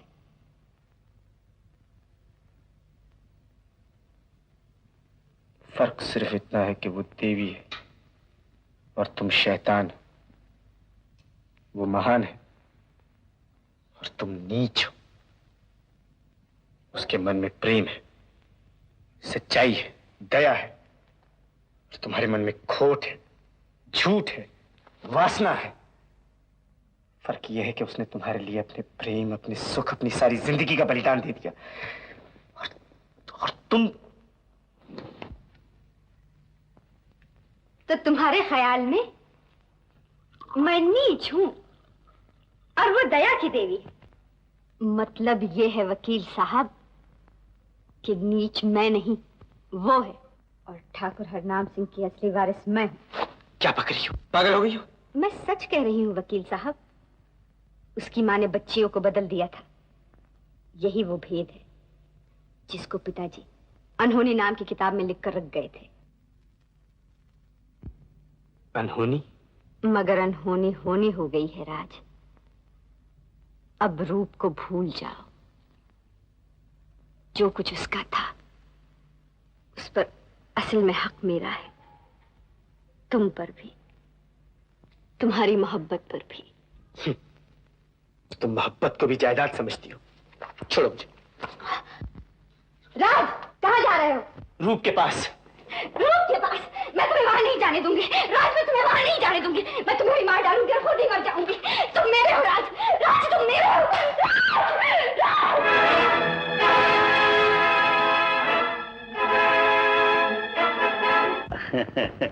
मार डाला? मैं मोहिनी बाई नहीं।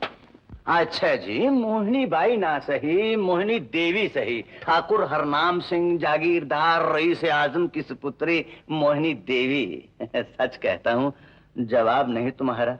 क्या पैंतरा दिया है रूप को कि सारी जायदाद की मालिक बन बैठे हो हैं, मगर अकेले में जी नहीं घबराता। तुम यहाँ क्यों आए हो? क्यों आया हूँ? रूप ने चुप चुपाते शादी रचा ली और हमें बुलाया तक नहीं। खैर कोई बात नहीं। मैंने सोचा चलो भाई लड्डन, कम से कम मोहिनी से तो मिलाओ। बेचारी अकेली घबरा रही होगी। मोहिनी, तुम इस घर ही में नहीं, इस दुनिया में अकेली रह गई हो। इतनी बड़ी जायदाद को संभालने के लिए तुम्हें साथी की जरूरत है, मेरी जरूरत है। समझी ना? मैं और तुम और मैं। मेरा तुम्हारा क्या संबंध है? वही जो हमारे जैसे लोगों का हो सकता है। हम दोनों समाज के ठुकराए हुए हैं मोहिनी। तुम्हारे बाप ने तुम्हारी माँ से शादी न करके तुम्हें दुनिया की ठोकरें खाने के लिए छोड़ दिया, और मेरे पिताजी ने तमाम जायदाद शराब खानों और कोठों पे उजाड़ दी और मुझे इस हाल तक पहुंचा दिया है? हम दोनों को समाज से इंतकाम देना है, समझी? इधर आओ मेरी जान, आज हमारी सुहाग रात है। छोड़ो मुझे, छोड़ो मुझे। उस रोज तो पूछ कर चली गई थी, मगर आज मैं नहीं छोड़ूंगा मोहिनी। मैं मोहिनी नहीं हूँ, मैं रूप हूँ, मैं रूप हूँ। रूप हो? नहीं, तुम रूप? राज, नहीं नहीं, तुमने क्या किया रूप? मैंने कहा नहीं था राज, मुझे मोहिनी का कर्जा अदा करना है, नहीं तो पिताजी की आत्मा को कभी। तुमने मोहिनी का ख्याल किया, अपने पिताजी की आत्मा का ख्याल किया, मगर मेरे बारे में भी सोचा? क्यों जीते जी मुझे एक नरक में धकेल दिया? तुम्हारे लिए ही ये किया था राज।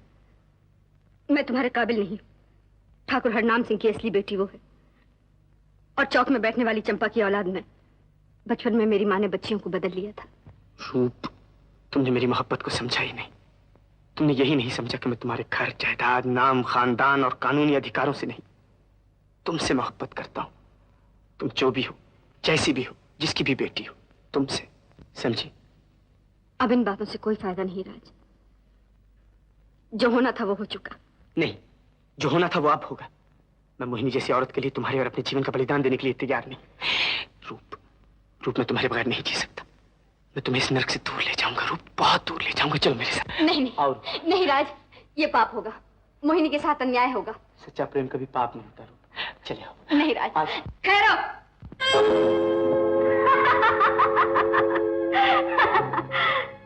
कितने अच्छे मौके पर आई हूं मैं, जबकि एक बहन दूसरी बहन के पति के साथ भागने वाली थी। कितनी भोली बनती थी बेचारी। तो ये है तुम्हारा बलिदान? मेरे पति के साथ भागकर तुम मेरा कर्जा उतार रही थी। मोहिनी, पागल मत बनो। तुम्हारा सारा समाज 20 साल से मुझे पागल बनाता रहा है। पागल और कोढ़ी, जिससे कोई शरीफ आदमी मोहब्बत नहीं कर सकता, जिससे हर किसी को घिन आती है। लेकिन अगर राज की मोहब्बत मुझे नसीब न हुई तो तुम्हें भी ना हो। राज, तुम हट जाओ सामने से। रूप पर गोली क्यों चलाई मोहिनी?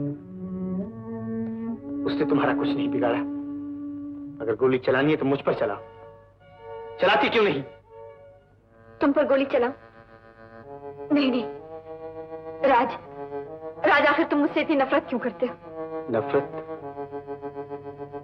मैं तुमसे नफरत करता था मोहिनी, चंद मिनट पहले तक, मगर अब मैं तुमसे नफरत नहीं करता। अब तो मुझे तरस आता है तुम पर, इसलिए कि तुम नहीं, तकदीर और दुनिया का बनाया हुआ एक खिलौना हो, एक कठपुतली हो। नफरत मुझे उन हालात से है, उस समाज से है जिन्होंने इस कठपुतली को नचाया। उसमें नफरत, लालच और खुदगर्जी का जहर भरा, और आज उसके हाथ में एक पिस्तौल दे दिया। लाओ मोहिनी, मुझे ये पिस्तौल दे दो। बच्चे बारूद से नहीं खेला करते। राज, तुम्हें गोली लगी।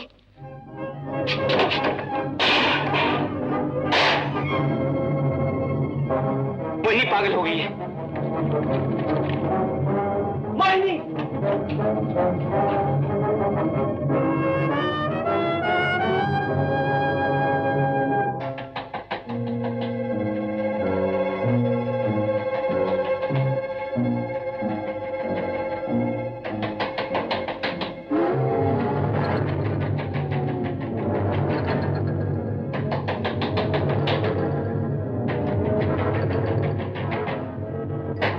मोहिनी!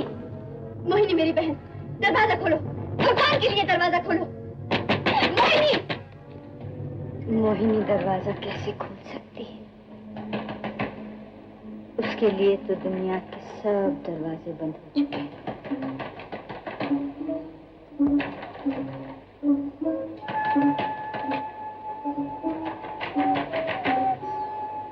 उसके लिए तो अपने पिता के चरणों में ही जगह मिल सकती है।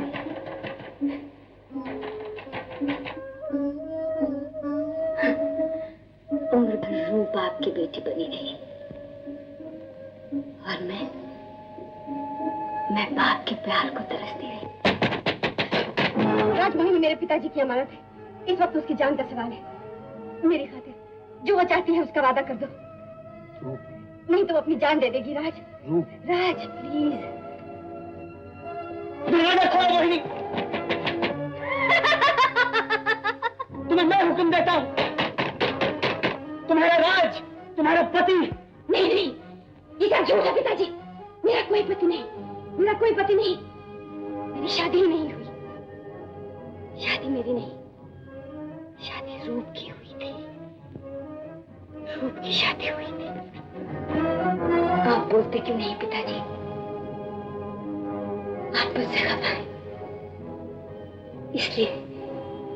इसलिए कि मैंने रूप को दुख दिया, इसलिए कि मैंने राज को घायल किया, पर इसमें मेरा कोई कसूर नहीं। मैं किसी को दुख देना नहीं चाहती थी। मैं सिर्फ अपना अधिकार चाहती थी, आपका नाम हटाने से प्यार चाहती थी।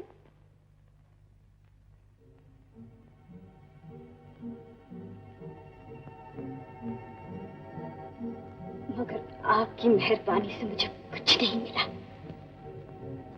आपकी मेहरबानी से और इस दुनिया की मेहरबानी से। आप मेरे दुश्मन हैं, ये दुनिया मेरी दुश्मन है। और एक बात बताऊं पिताजी, मैं खुद अपनी सबसे बड़ी दुश्मन हूं। अरे मैं ये सबको खत्म कर दूंगी।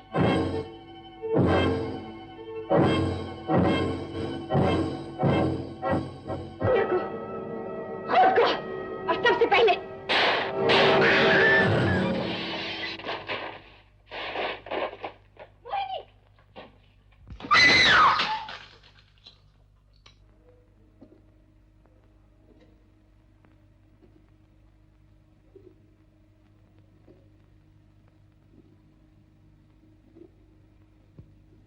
वकील साहब, मैं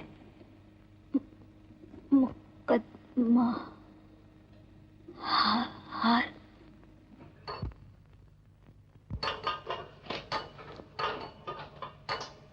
पिताजी क्षमा कीजिए, हम मोहिनी का कर्जा ना अदा कर सके। अनहोनी को होनी न बना सके।